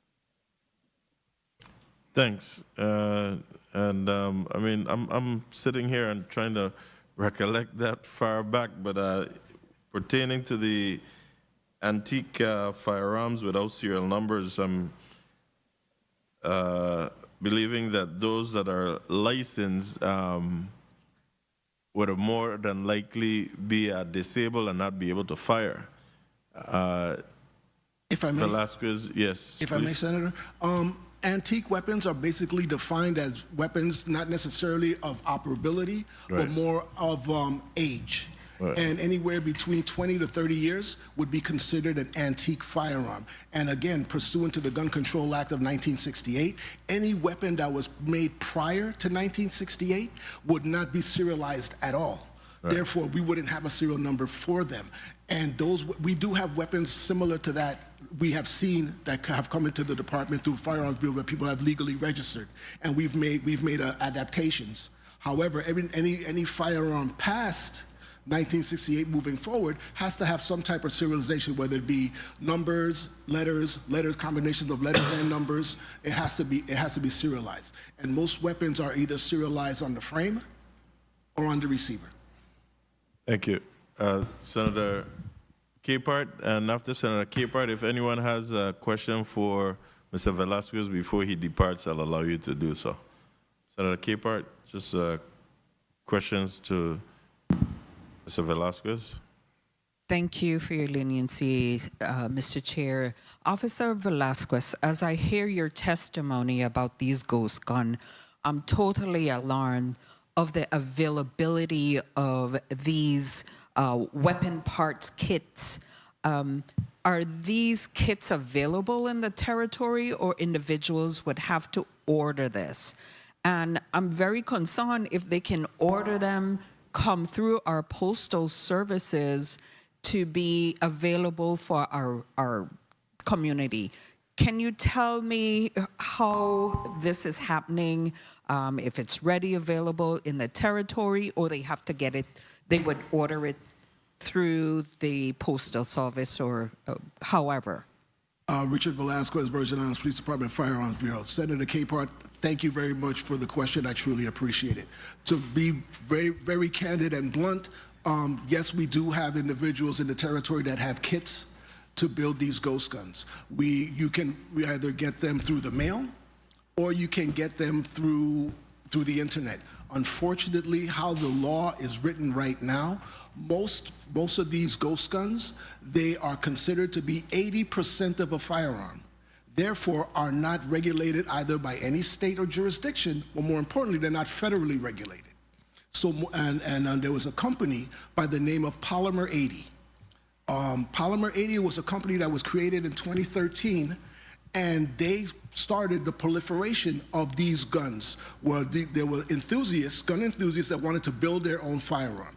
Now, it's 80% of a firearm. So basically you have a lower receiver, and then you have a dowel that you can just drill holes in, and it tells you where to put the holes. And as long as you can get the other parts that you would need for a firearm, which would be a slide, a firing pin, trigger mechanism, extractor, ejector, things of that nature, you can basically build your own gun. And the most popular firearm that is used in these things are, I don't know if I should say the manufacturer, but it's a certain manufacturer, because those weapons are basically, they're the Legos of firearms. If a part goes bad in this particular firearm, you pull it out, you put a new one in. And I believe some of the senators who have been in law enforcement know exactly what the type of firearm I'm speaking of. But at the end of the day, Senator, to be quite candid with you, these weapons are readily available. There has been local prosecutions, there have been federal prosecutions in the territory of individuals who have brought in a great deal of these weapons that we would consider ghost guns, and that have been sold in the community. Wow. That's alarming. So colleagues have work to do to try to see how you could create legislation as to not having these illegal kits come into the territory. That's a congressional Supreme Court kind of run-ins there. So thank you, Officer Velasquez. You're welcome, Senator. Thank you. Mr. Chair, I have a question for Officer Velasquez. And just before you go on, just a reminder, Senator Capehart, remember we just came from the National Black Caucus of State Legislators Conference. And one of the things that they continue to repeat there is that this is where the groundwork starts. So while we're saying this is a big congressional something and something else, your groundwork really starts within your states and territories in the legislatures like this to address these problems. Senator Johnson, you are recognized to ask a question of I have a question also. Mr. Velasquez, and then we'll go to the minority leader, and then we'll continue on the same pace. Thank you. You know, in talking about good afternoon to all in the chambers, all my colleagues, testifiers, and viewing listening audience. Listening to Officer Velasquez, my question is, what kind of collaboration you have with federal partners, ATF, and such like tobacco and firearms when it comes to the importation? Because a lot of times, a lot of guns coming through our mail, through our post office. What kind of communication we're having with them to get their assistance? Because I think our biggest problem here is how easily these weapons are coming to our territory. So are you guys having collaboration with them and with the airlines to partnership to try to infiltrate these weapons that are coming to our territory? Senator Johnson, good afternoon, sir. Thank you very much. I truly appreciate that question as well. To answer your question, I'll start with the airlines. Part of the mandate of the Firearms Bureau is to man the kiosk that are both located at the Henry Rolston Airport and at the Cyril E. King Airport. And as you all know, pursuant to Title 23 Virgin Islands Code section, I believe it's 470, it is mandated by law that any individual bringing any firearms or any ammunition into the territory must declare same prior to leaving the airport. So we are doing that as it relates to when it comes to that. Now we have made inroads where we are now receiving cooperation from the airlines. When an individual is bringing in a firearm, they will at times bring the individual or bring the bag to us, or bring the bag and the person to us, and then we will say, okay, do you have a permit to carry a firearm? And we go from there. Basically, the rule of thumb that we use in the Virgin Islands Police Department and the Firearms Bureau is that if you are not a resident, bona fide resident of the U.S. Virgin Islands that has a permit to carry a firearm in the Virgin Islands, or you are not a current or retired local, state, or federal law enforcement officer, you are prohibited by statute from possessing a firearm. And you could also, and I also advise them, you can be charged under Title 14 Virgin Islands Code Section 2253A1. which would be unlawful possession of a firearm. If you have ammunition, that would be Title 14, Virgin Islands Code, Section 2256. So that's to answer that question. Now, to answer your question, as with our federal partners, since I am now in an administrative role in an administrative unit, I would have to defer that question to individuals that are currently in the Criminal Investigations Bureau and others. But I can tell you, from my past experience working with the Criminal Investigations Bureau, I have worked with our federal partners, whether it be FBI, ATF, DEA, and we have made inroads. Before I was transferred to the Firearms Bureau, I made several arrests involving in the importation of firearms, which actually is a stiffer sentence, which carries a 25-year penalty. And my reason for asking that question, because I had some meeting with public safety in the past in regards to this, and some of the airline was not cooperating, and there was nothing in the books that we could make them cooperate with us, because the individual that bring the weapon in, if he doesn't come forward, he could walk off with these firearms. And then I want to kind of speak a little bit about what you spoke about, the Virgin Islands law for firearm. Don't forget we're coming back to you now. But he gonna be leaving now. So really my question is all directed to him. Okay. If I may. We talk about the firearms and then licensing, and the Virgin Islands have one of the strictest, I guess, laws or approval for firearm. And sometimes this stricken law makes some people who wants to have a licensed firearm, who are sometimes credible to do it, get denied. And sometimes we force people into that corner. I am not saying it is right. But a lot of times I know folks that I would think credible with businesses and stuff have a very difficult time in getting a licensed firearm to protect their business or themselves. So we got to set one, set two. Sometimes we force people in that direction. Thank you very much, Mr. Chair. All right, thank you. And also remember that I feel your frustration with the airlines, but we on the local level don't and can't regulate the airlines, but it will be a good thing for them to work hand in hand. Senator DeGraff, you recognize for questions to Officer Velasquez. Thank you, Mr. Chair. Good afternoon, colleagues. Good afternoon, testifiers. Officer Velasquez, are you aware of Act 8547, an act amending Title 23, Virgin Islands Code, Chapter 5, provided for declaration of firearm components upon the entry into the Virgin Islands and other related purposes, where it also made zip and ghost guns illegal, which was Bill number 34-0072?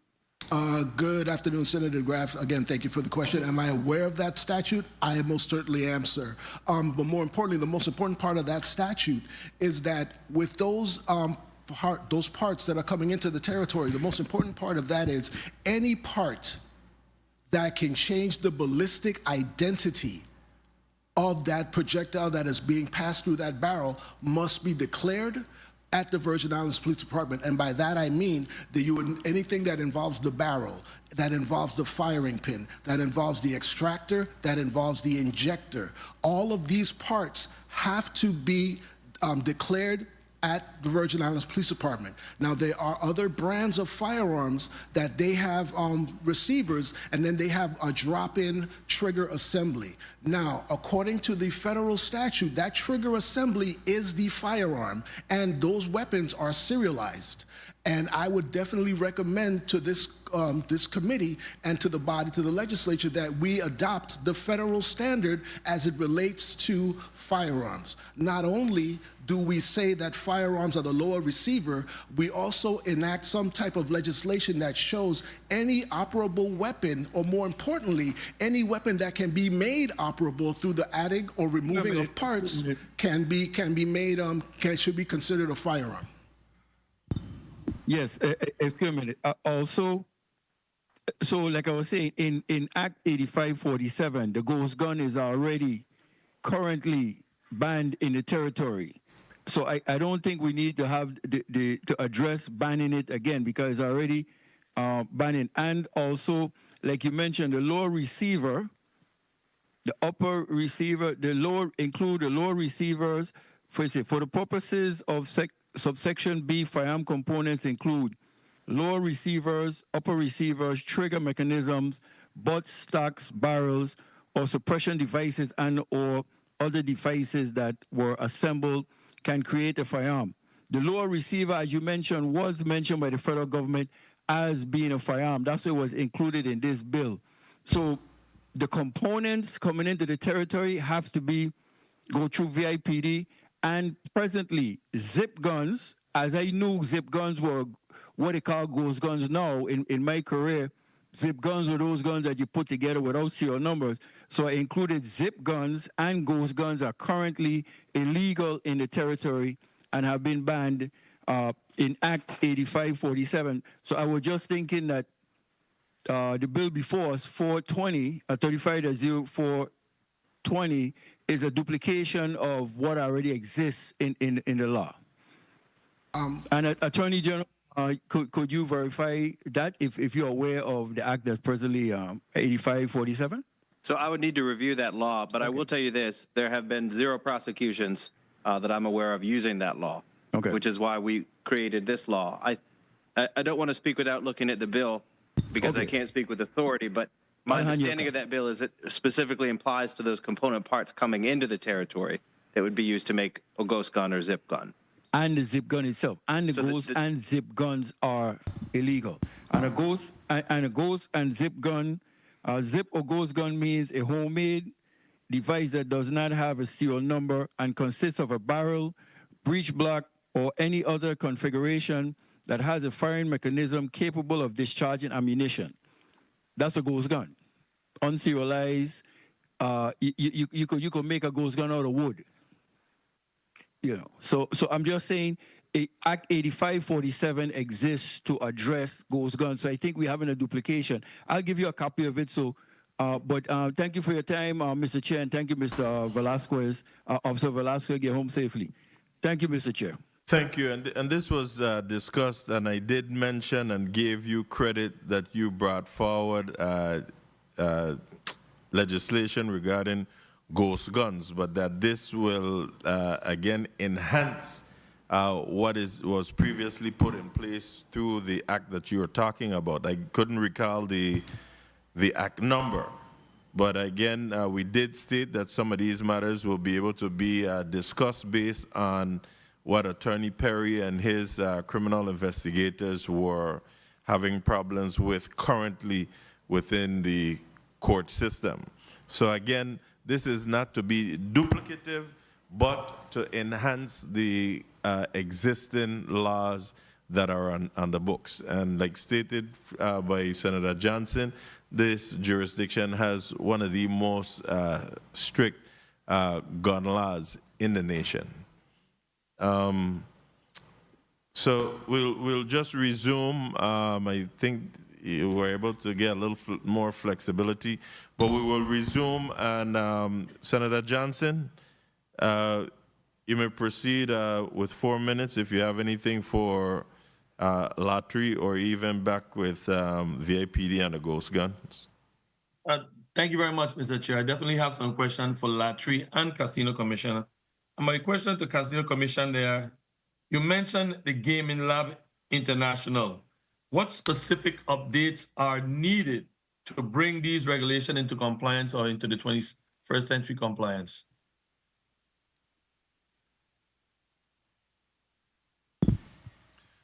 Kelvin Vidal, legal counsel for the Virgin Islands Casino Control Commission. There is a need to update the various provisions of the Act because it's been since 1995 that the legislature enacted the Virgin Islands Casino Control provisions. And we need to keep pace with also the changes that are happening with the internet gaming realm and make sure that the regulations also are updated. So those are the changes that we'd like to make for an act that was originally passed in 1995 and regulations that were passed shortly thereafter.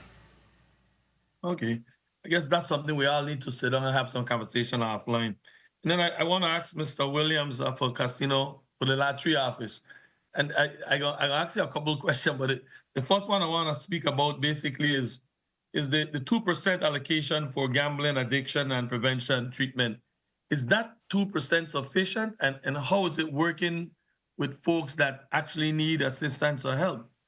Good afternoon again, Senator. So in the amendment, it speaks to the 2%, but we already, through our revenues, can use other funding for that purpose. Most of it goes through this, the VLT program, Southland Gaming. They have a program specifically designed for that. So my question is, the 2% sufficient, or that needs some adjustment? I would say yes, because it's just an addition to what we have presently. Just to be clear, just to be clear, yes, what? It's sufficient? Yes, it's sufficient, yes. Right. And this is the hard question here now. As we talk about lottery and casino, we could speak about alcohol, which one time wasn't legal and became legal. We could speak about cannabis, which one time wasn't legal and throughout the United States is prevailing, coming legal. And my reason for bringing those two up to you is the Puerto Rico lottery, I think, is one of the big lottery that infiltrate our territory. Have we ever had conversation with them to finding a way for us to get some revenue from those tickets? Because in your statement, you said the VI lottery been in existence for 87 years. One minute. I'm quite sure for 87 years, Puerto Rico lottery have been selling off from the incitement of theirs, if they've been as long as ours, have been infiltrating the territory. And I remember a lot of years back, I no place thinking of being where I'm sitting today, hearing discussion of trying to reach out to the Puerto Rico lottery, have dialogue with them, and make some money off of it. Because right now, if people are making money off of the same marijuana we said one time was illegal. So have we ever, embarked on finding ways for us to be able to get some of that revenue versus keep fighting a battle that I don't think we're winning? What's your thought on that? So two things. Because of interstate commerce, it's illegal to sell any lottery or any lottery product across state lines, number one. Number two, yes, we have met with the Loteria de Puerto Rico and the Electronica de Puerto Rico. And I don't want to necessarily reveal what the mechanism is, but we do have ways that we can track, trace, or otherwise find out when tickets are sold here, and we can confiscate them, how we can get back to those two revenue agencies in Puerto Rico to either cash those tickets and maintain the revenue here, or to find out whether or not they played any prizes. Mr. Chair, just one more question to Mr. Williams, if I may. You may. Do you have sufficient enforcement authorities to kind of do more raid on these tickets, since if it's that we can't find a way to get revenue rightfully?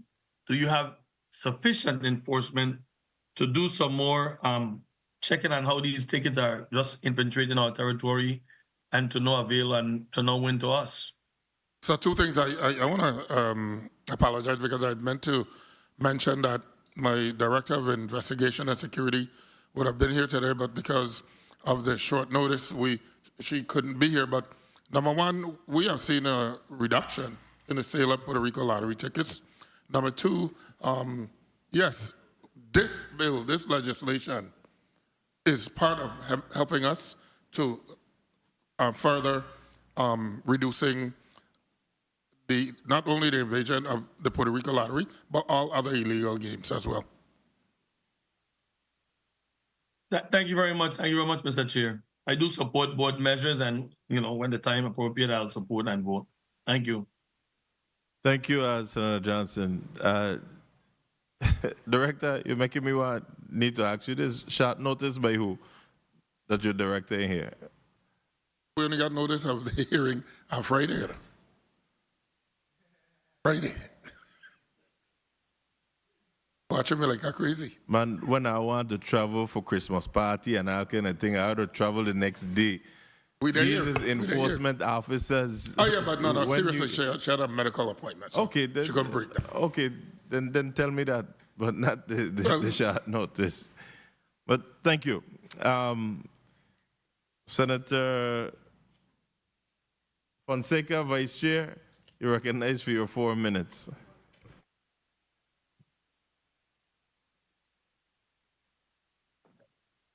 Thank you so kindly, Mr. Chair. You know, I do support both Bill 350179 and 350420.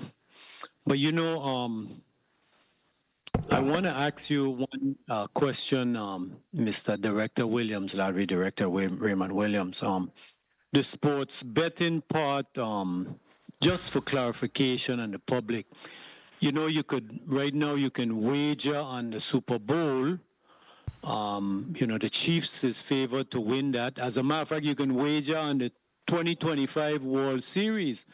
I got here the Dodgers is minus 200 to win the 2025 World Series. So would that be illegal under this bill? Just in your opinion? I'm going to yield to Attorney Baker. Attorney Baker. Michelle Baker for VI Lotto. I believe the amendment to this bill removes the sports betting because there's another legislation to address sports betting altogether. So it's no longer part of this bill. Sorry. Okay, good. Okay. Because you know that happens, you know. And also, Mr. Velasquez, since you mentioned the company Palma 80, I went online and I looked them up. Yeah, right. And here's what they advertise, and I want you to tell me if this is correct. This is what they advertising. So, Palma 80 is an American firearms parts manufacturer. They manufacture pieces of machine metal or plastics that are not classified as firearms by the ATF. That's American Alcohol, Tobacco, and Firearm. That's the federal wing. As such, they can be bought, sold, and transported without restriction as the government considers them pieces of metals and or plastic and not guns. Is that a true statement? That's what they're advertising. Good afternoon, Senator. Good afternoon, Senator Fonseca. Thank you for the question. It is an accurate statement. However, they are selling the 80% of the firearm. That is why the name is called Polymer 80, because they are selling you 80% of a firearm. And with the remaining 20% that you can obtain on your own, either through gun shows or through the internet, or if you go to a gun store, you can buy a slide, you can buy a barrel, you can buy an extractor, you can buy a firing assembly, a firing pin, you can get a trigger assembly, all the other requisite parts, the remaining 20% for the firearm. And it's a lot cheaper. So as I stated in my earlier testimony, yes, Polymer 80 is a legitimate company. However, with that being said, the parts that they are selling, the parts that the individuals that are inclined to use them for nefarious reasons are building these firearms, and basically it's a YouTube channel podcast that shows you how to do it. So it is not very difficult. And more importantly, Senator, it is causing the demise of many lives here in the U.S. Virgin Islands, and it must be addressed. Okay. Well, that was a long dissertation. My question was just a yes or no. But yes, the statement is true.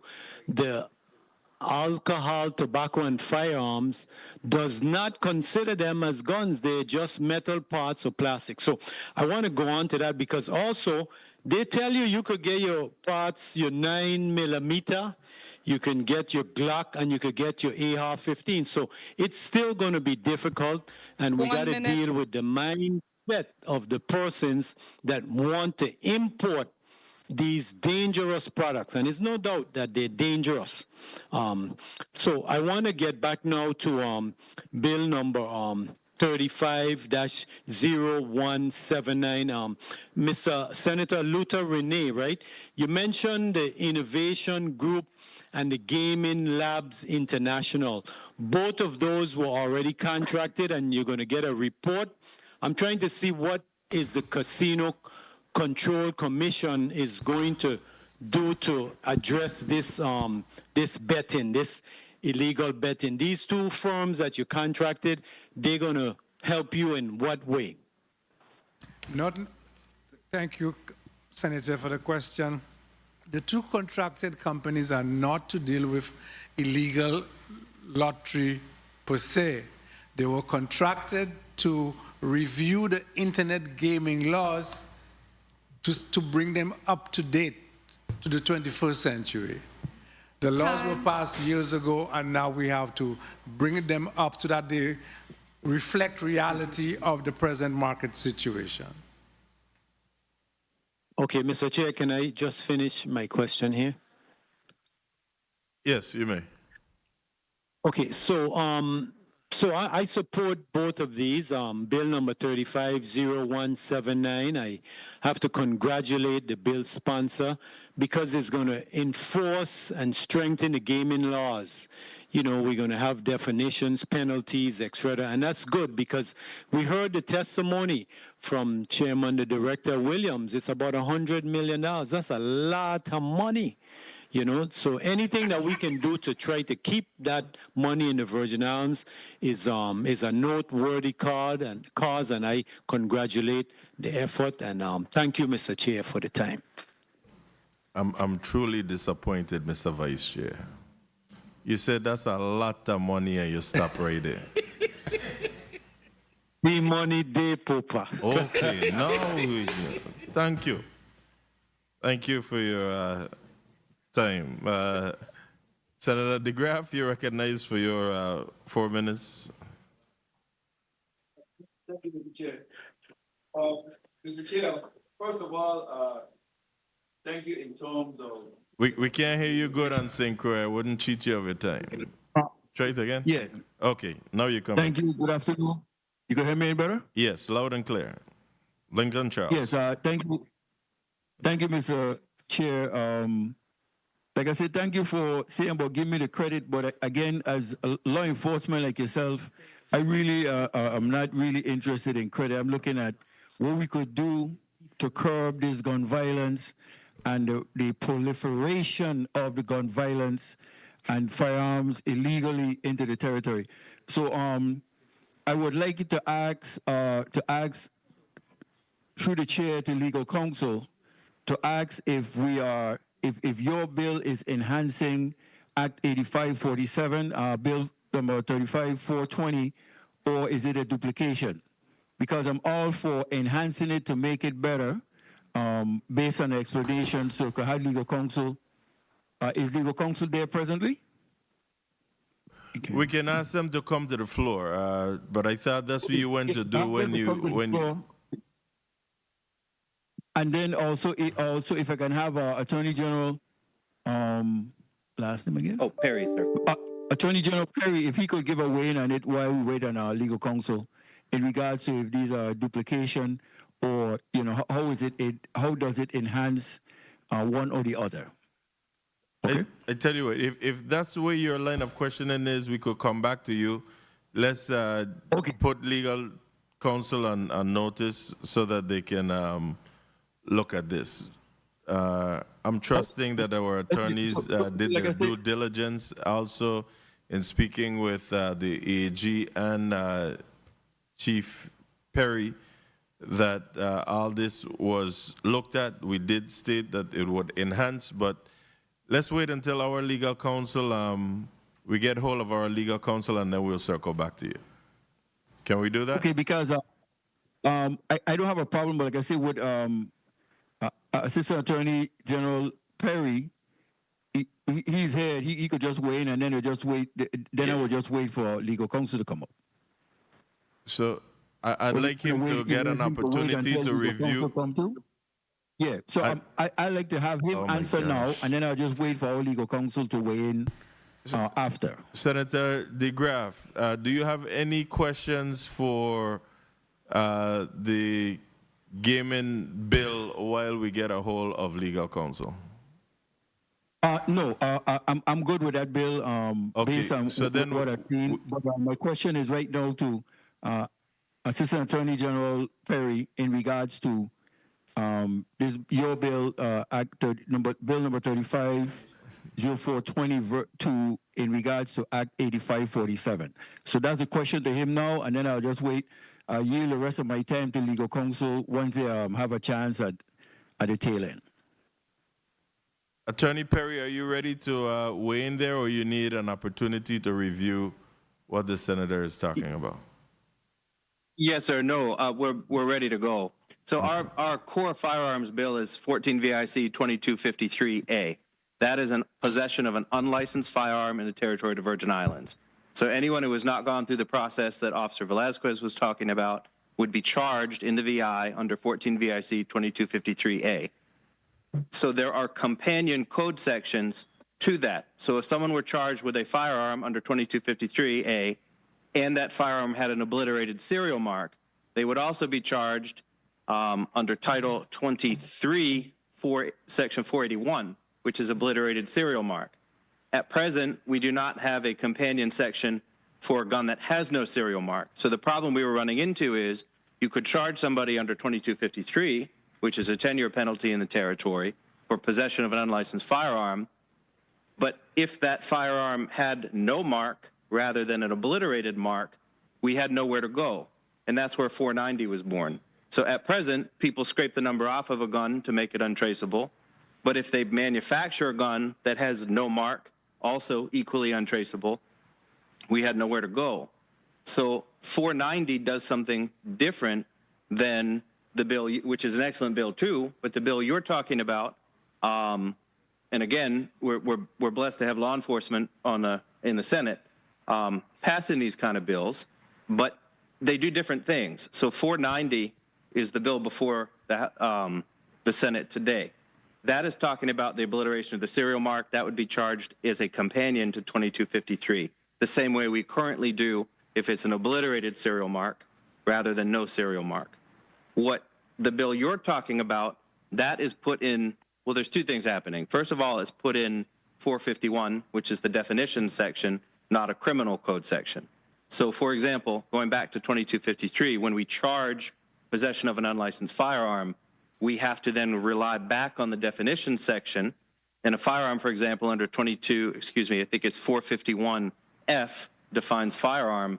It has to have, there's an explosion of a compressed gas. There's all of these things that a firearm has to meet the definition of in order for us to prove under the statute it's a gun.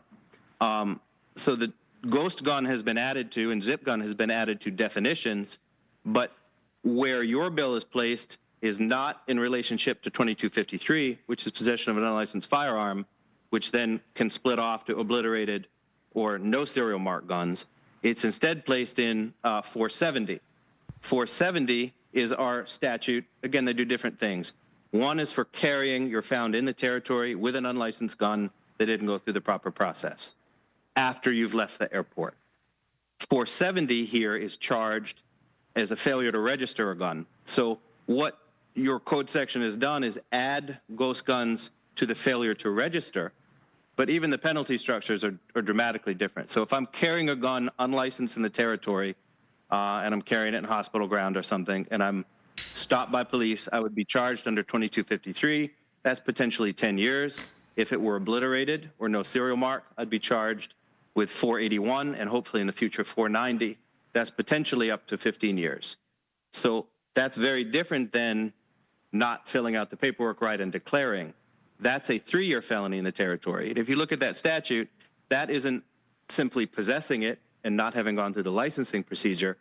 That is a more technical statute, which is failure to register. Failure to register means not having provided the information where you work, not having provided the components, the make and model of the gun. It's more of a documentation statute, not a possession of an unlicensed gun statute. So where 490 differs and will be extremely valuable to law enforcement, and I'll echo what I said earlier, again, I very much applaud and respect and appreciate 470 because it makes it illegal for people to bring these into the territory and not declare. But what 490 is going to enable officers to do, and again, I'll just echo what I stated earlier, I haven't seen a single prosecution under 470 related to ghost guns. What I have seen is officers call and they're trying to charge for obliterated serial number, and we've had to reject them because that code section under 481 says you actually have to alter the mark as opposed to guns that don't even have a mark. So we were trying to create a tool for law enforcement under which if they catch somebody with a gun and it's a ghost gun, then we can charge as a companion to 2253, possession of an unlicensed firearm, that it's also a ghost gun, meaning a firearm with no serial mark, the same way we do at present with a gun with an obliterated serial mark.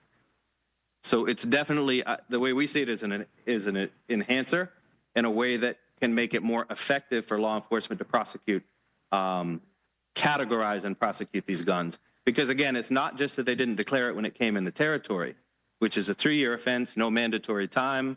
That, in fact, is the statute we usually use as a way to craft an outcome for someone if we're trying to avoid mandatory time on maybe a first offender, cut somebody a break, that type of statute. We use the failure to declare statute, which is where the bill you're talking about is.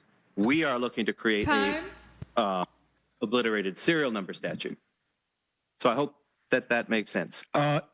Mr. Chair, I do understand exactly what Attorney General is saying. So I'll just have, like I said, would legal counsel have a chance to weigh in on it in terms of the intent as to how it was written? Would it apply to the same? If it applies the same, then the Bill 35420 becomes an enhancer. And again, it doesn't make a difference to me who gets the credit, but as long as we're able to continue fighting crime against this gun violence. So I'll just still wait for legal counsel to have a chance at the tail end, and then we go from there. So thank you for the time, Mr. Chair. Thank you, Mr. Minority Leader. Thank you, Chief Perry. And this is why we have the Attorney General's office as well. I mean, they're attorneys too. I'm not going to sit here and try to be an attorney, that's for sure. But it was clear to me that we were enhancing the bill. But Senator Francis Heilige, you're recognized for your 4 minutes. Thank you. Good afternoon once again to my colleagues. Good afternoon to the people of the territory. Good afternoon to the testifiers, staff. In regards to the lottery bill, I remember the last time we heard this piece of legislation, the biggest issues and concerns we had at the time in discussing it had to do with, I remember, enforcement. And I'm trying to, I know you said the individual that deals with that is not here, but one of the biggest things we were dealing with was having adequate individuals available to even enforce some of these laws that we were attempting to change. We spoke about at that time how we have all of these issues where people were selling tickets and selling different types of game and numbers, but in order to help curtail it, the enforcement was the biggest issue. Has that gotten cleaned up? Have you been able to hire more individuals? And one of the things I recall suggesting at that time, did you look at one of the suggestions I gave? I think this was over a year ago, where do you think the legislature could have given a little bit more authority to issue specific types of fines and stuff directly from lottery, as opposed to having to always take things to court versus things being done instantaneously, almost like if an enforcement officer sees something happening immediately, they could have had the right to issue a ticket that could have been processed right away. Because I remember from the conversation before, you were talking about having to do investigations, go through a process, then you guys would turn it over, and then either, if I recall correctly, either the AG's office or someone said, depending on how the law was, they would just let the people off. That was the major issue I remember the last time we discussed this. Has any of that been cleaned up, and where are we with that? Thank you, Senator. So relative to the number of personnel, we did in our budget increase the number of officers. We have right now, if I'm not mistaken, Ms. Proctor, we have a vacancy for our chief and also for one additional officer on St. Thomas. That's correct. Okay, and then relative to two different things you spoke about, issuing a ticket, for example, our officers can issue tickets currently, but on the greater side, relative to surveillance and initiatives, in order to make an effective arrest or prosecution, you have to go through that process in order for us to then work in tandem with the Attorney General's office for prosecution. And like I think Richard spoke to the last time, we have to work collectively with all law enforcement because there are different components of different laws that can be impacted. So again, the question I want to know, in comparison to last year, how many enforcement officers you had then versus how much you have now? Because you said they were in.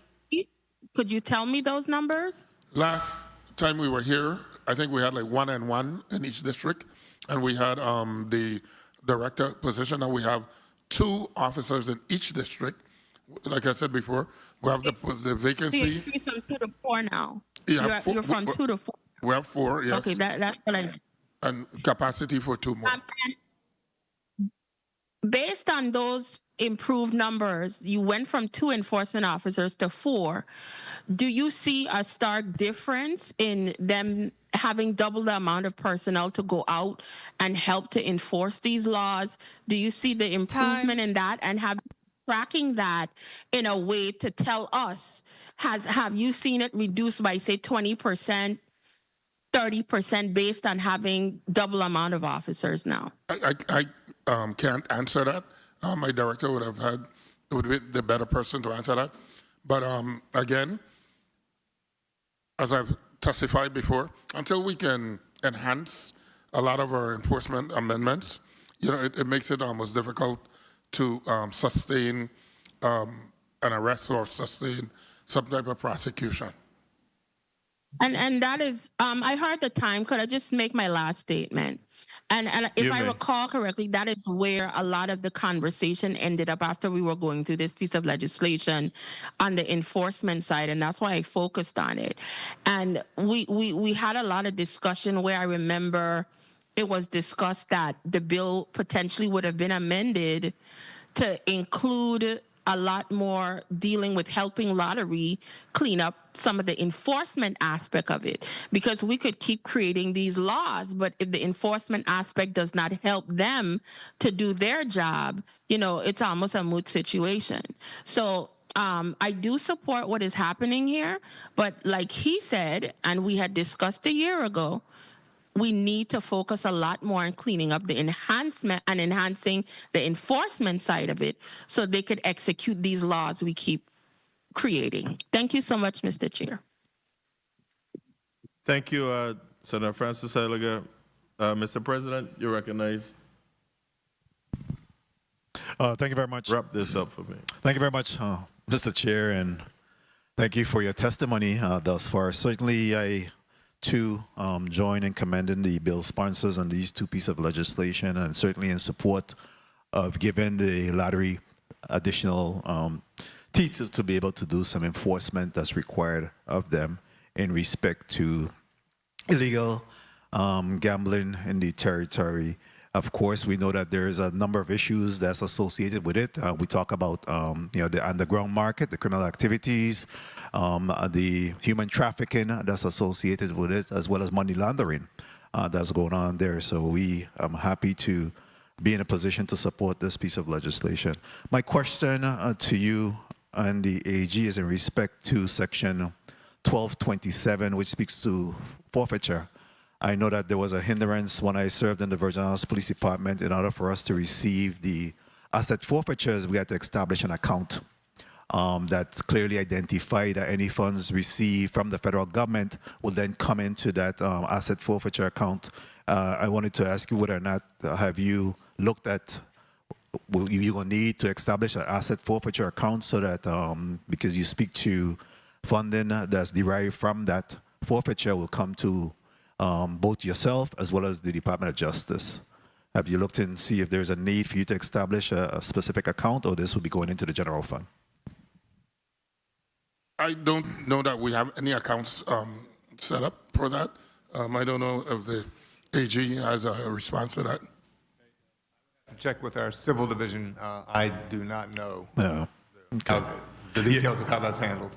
That was a hindrance, and matter of fact, money just remained in oblivion for quite some time until such time that we had to establish that account and get that going. So you might be able to definitely address that. Yes. In respect to the other measure before us, and I must commend Senator DeGraff with the ghost gun proposal before, and there's a tremendous amount of work that has been done to address the importation of firearms into the territory over a number of years. And certainly I believe that the current legislation before us was, well, the one that was moved by Senator DeGraff certainly was passed back in March 30th of 2022 and enacted into law April 11, 2022. Since that date, we have heard from the Attorney General's office during a recent roundtable of our criminal justice system where they continue to see a gap in respect to that, hence the preparation of this legislation now to fill that gap.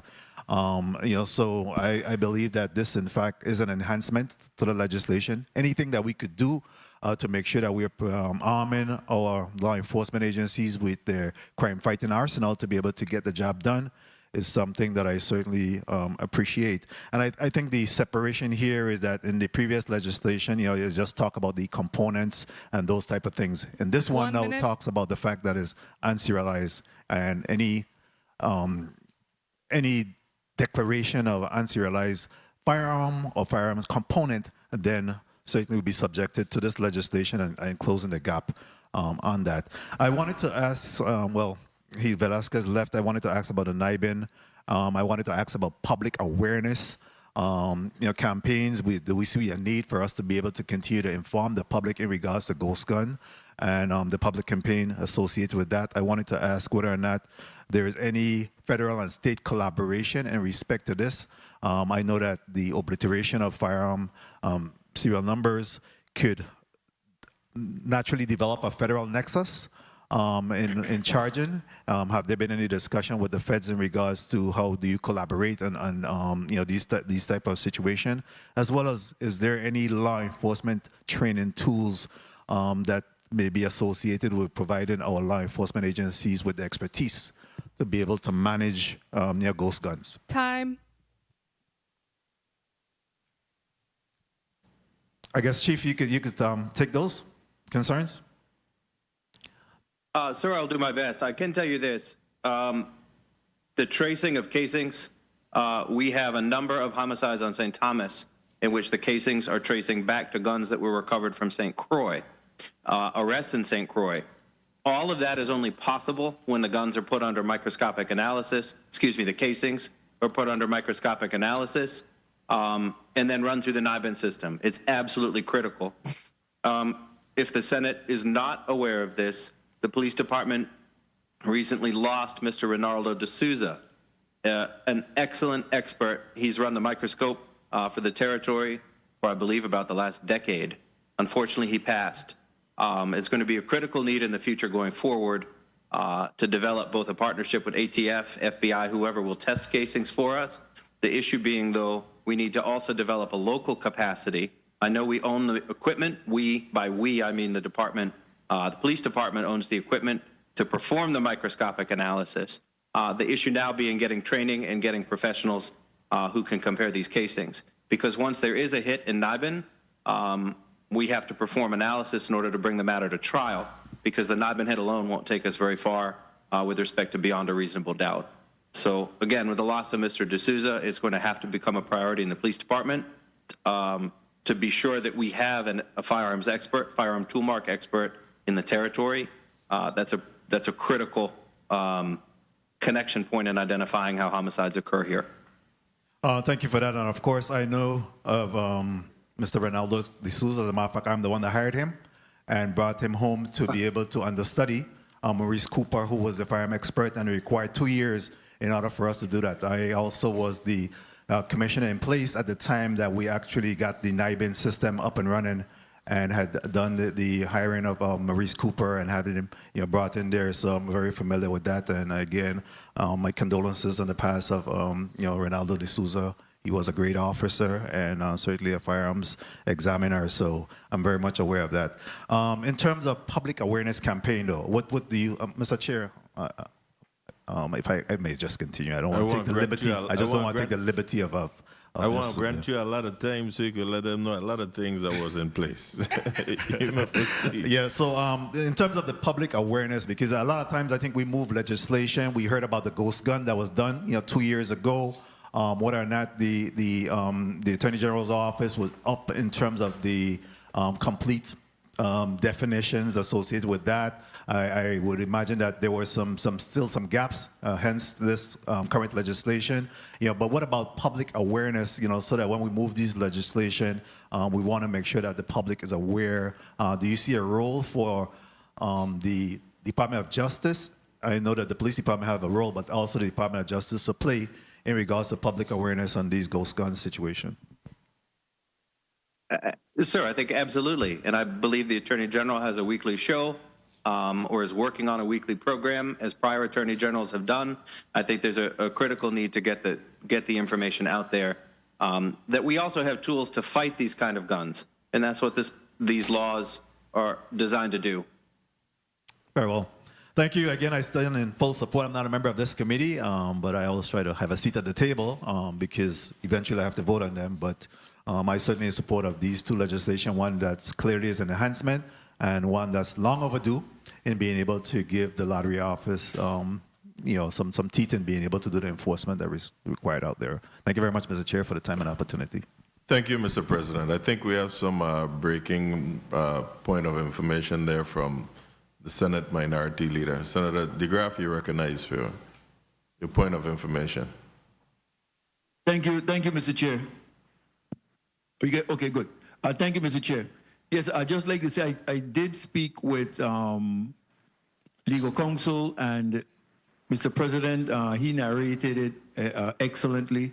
But I just would like to, Mr. Chair, thank you for the enhancement to Act 8547 because it is. To Chief Perry, thank you for your quick assessment of it. You are on point. That was corroborated. And I'd just like to say, we as former law enforcement persons, officers, commissioner, deputy chief, lieutenants down the line in the Senate are in an active fight against all of this violence in the territory. So to have my colleague enhancing a bill that was previously there, to me, doesn't make a difference for who gets credit, as long as we're able to make a difference, and hope to see that, sad to say, but that it would make a big difference in the territory going forward, because we're losing too many people to nonsense in terms of gun violence. So again, Mr. Chair, thank you for the time. I stand in full support of both bills and ready to vote at this time. Thank you, Mr. Chair. And so you heard it. Breaking news from the Senate Minority Leader. Thank you, Senator Dwayne DeGraff. Again, that bill was thoroughly discussed with Senators Diane T. Capehart, Senate President Novel Francis, and Senator Franklin Johnson, who are all physically present at the Criminal Justice Roundtable meeting with criminal justice stakeholders. And so we did have a good discussion on it. The technicality where you went at there, I'm glad that we got it squared away. But not to hold this up anymore, because we still have some folks here that have to catch a flight. Senator Capehart, you will close out there. Oh, I'm so sorry. Senator Javon James, you'll be after Senator Capehart. Yes, greetings to the people of the U.S. Virgin Islands. I stand in full support of these two measures before us. I just found it fitting to place these comments on the records before I vote on these bills. First off, I want to say to our men and women in blue, continue to be safe as you protect and serve the people of the U.S. Virgin Islands. My question or my advice to the young men out there is to do the right thing and go down to VIPD and to learn the process of acquiring a legal firearm in the territory. Yes, you're 18 years old. Wait 3 more years, go to college, go and get a skill. And as we speak about a skill, that's why I brought forward Act 8434 in the 33rd Legislature, and it speaks to, it actually encourages people to want to get a legal firearm, because for every fee that is derived from a legal firearm, it goes to the Career and Technical Education Center, or centers, the Raphael Whitley Skills Center, and the St. Croix Educational Complex Vocational School. So for every legal firearm that goes out there, all the proceeds are split 50-50, and it goes towards CTEC. And the reason why I'm saying is to put down the ghost guns and put down the illegal firearms and to go learn a trade and do the right thing and to get a firearm, start a business, if you own a home.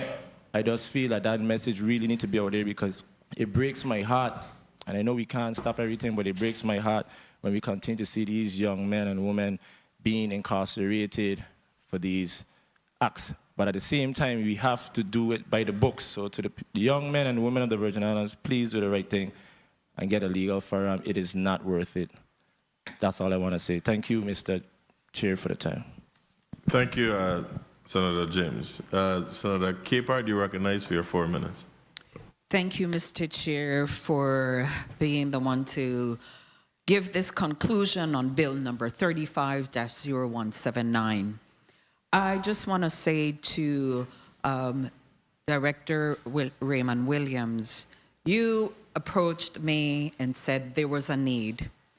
And after I reviewed this, I was like, oh, I don't want to touch this, because, I don't want to be offending the individuals who doing the little, home bingo and that kind of stuff. And you assured me, no, this is about enforcement, giving the VI lottery an enforcement arm.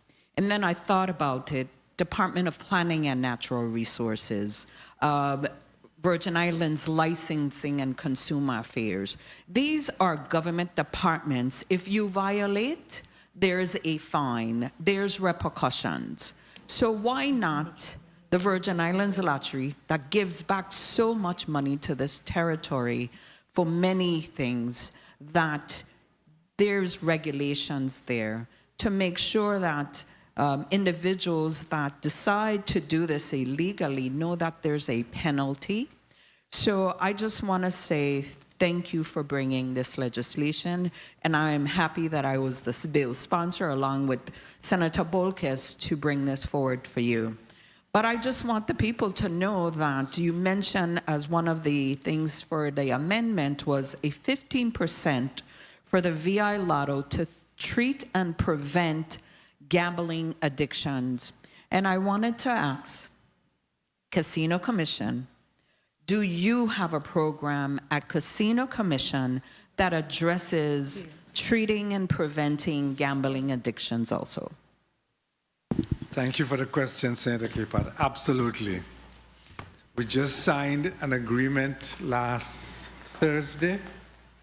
No, it was Friday. We signed an MOU with the Department of Health to train. We're going to provide the funds, and they will train counselors who are going to advise people with gambling issues, gambling problems, and addictions. So we are proud that we have instituted such a program, because we have a real gambling issue in the Virgin Islands. We can tell because the number of people who ask to be put on the self or to get them out of gambling if they suspect that they have a problem. So it's called a voluntary exclusion. Okay. So and secondly, We have just launched a website. 1 minute. Okay, great. Yeah. Well, I just want to conclude, so I have 1 minute. So thank you. I just wanted to make that point that the Virgin Islands Lottery is not the only one that is working on prevention and treating. So we have two entities that will deal with this, lottery and now the Casino Commission, who I think has always been doing this. But there's always room for an amendment, right? Hopefully our territory can come to the place where we register outside dealers for a fee rather than go directly to penalties. So, you know, we have the VI, we have the Puerto Rico Lottery, we have these other entities, illegal things that's happening. Instead of finding them, charge them. That's monies. But that's another bill, another time, right? Not my time. But I digress, that this bill speaks for itself. We as legislators must do what it, may I conclude? You may conclude. We as legislators must do what is needed to support our local agencies. In this case, the director of VI Lottery is pleading with this legislative body for our assistance to strengthen its ability to perform its duties. So colleagues, I am not in this committee, and I ask for your full support on the amendments and this bill. Thank you, Mr. Chair.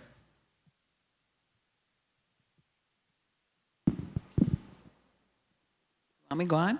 Thank you, Senator Capehart. We've just exhausted all the time.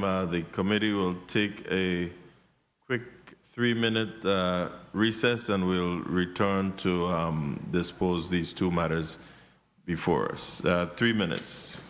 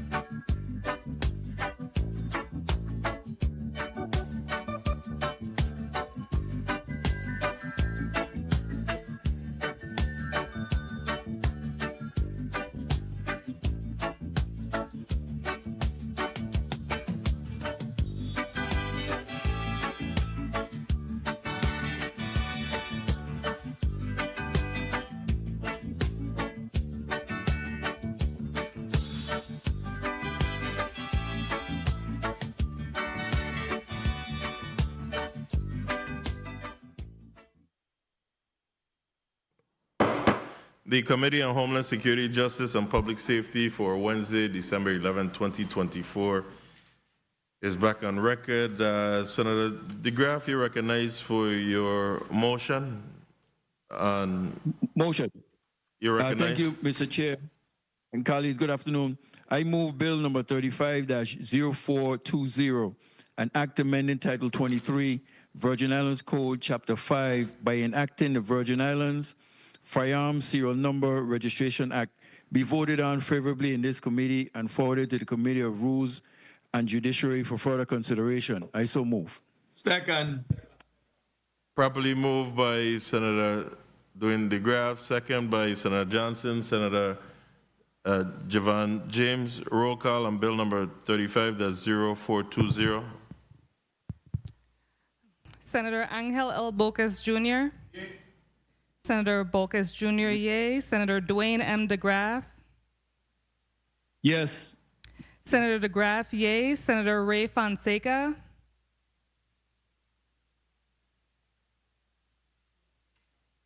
Senator Ray Fonseca. Please recognize the mic of Senator Fonseca. Yay. Okay. Senator Fonseca, yay. Senator Alma Francis Heiliger. Put your foot up. Just put your foot down and say yes. Yes, she voted yes. No proxies at this time. Senator Alma Francis Heiliger.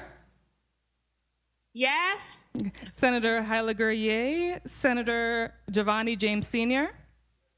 Senator James Sr., yay. Senator Franklin D. Johnson. Yes. Senator Johnson, yay. Senator Kenneth L. Gittens. Yes. Senator Gittens, yay. Mr. Chair, you have 7 yeas. Thank you. Bill number 35-0420, an act amending Title 23, Virgin Islands Code, Chapter 5, by enacting the Virgin Islands Firearms Serial Number Regulation Act, has been voted upon favorably here in the Committee on Homeland Security, Justice, and Public Safety, and will be forwarded to the Rules and Judiciary Committee for further action. Do I hear a motion on somebody over there. But if you had somebody over there, no problem, Mr. Chair. I thought you were talking to me about it. Yes, Go there's ahead. a motion on St. Croix. Senator Volkes, you recognize. Thank you, Mr. Chair. Mr. Chair, I move bill number 35-0179, an act amending 14 VIC Chapter 61 relating to gambling violations and Title 32 Virgin Islands Code Chapter 13 relating to the Virgin Islands Lottery Commission to strengthen the enforcement tools against illegal gambling and lottery, be favorably voted upon in this committee and reported out to the Committee on Rules and Judiciary for further action and consideration. I so move. Second. Properly moved by Senator Volkes. That's bill number 35-0179. Properly moved by Senator Volkes, second by Senator Giovanni James Jr., Senator Senior, I'm sorry. Senator Franklin D. Johnson, and Senator DeGraaf and Senator Fonseca. Roll call on bill number 35-0179. Senator Angel L. Bocas Jr. Senator Bocas Jr., yay. Senator Dwayne M. DeGraaf. Yes. Senator DeGraaf, yay. Senator Ray Fonseca. Yay. Senator Fonseca, yay. Senator Alma Francis Heiliger. Yes. Senator Heiliger, yay. Senator Javon E. James Sr. Senator James Sr., yay. Senator Franklin D. Johnson. Yes. Senator Johnson, yay. Senator Kenneth L. Gittens. Yes. Senator Gittens, yay. Mr. Chair, you have 7 yeas. Thank you. Bill number 35-0179, the act amending Title 14, Virgin Islands Code, Chapter 61, relating to gambling violations, and Title 32 of the Virgin Islands Code, Chapter 13, relating to the VI Lottery Commission to strengthen the enforcement tools against the illegal gambling and lottery, has been voted upon favorably here in the Committee on Homeland Security, Justice, and Public Safety, and will be forwarded to the Rules and Judiciary Committee for further action. I want to thank each and every one of you for your participation and your contribution here today. This is coming close to the end of the 35th legislature's term. Exactly what we saw today, the collaboration between the executive branch and the legislative branch in trying to enhance and amend the laws that's before us and create new laws that will continue to protect our citizens and create a better way of life for all Virgin Islanders and those who visit here. This is exactly what we want to see happening. So I encourage the other agency heads to do likewise and have some collaboration with the first branch of government so that we can continue to assist you in your day-to-day operations and make a better way of life for all Virgin Islanders. I want to also, again, wish each and every one of you a safe and happy holiday season. The festival season on St. Croix is fast approaching. I want to encourage all the St. Thomians, St. Jonians, BV Islanders, and everyone abroad to come and fete with us. In all that we do, let's just do it in moderation. And please be safe. If you drink, don't drive. If you see something, say something. All right? And I'll leave the rest for the Division of Festivals to let you know. Colleagues, again, and everyone, legislature, family, and staff, everyone, I say thank you to those of you viewing and listening. Thank you. And I hope I haven't forgotten anything, but if we do, hey, next time. On that note, the Committee on Homeland Security Justice, the final committee hearing on Homeland Security Justice and Public Safety for the 35th Legislature is hereby adjourned.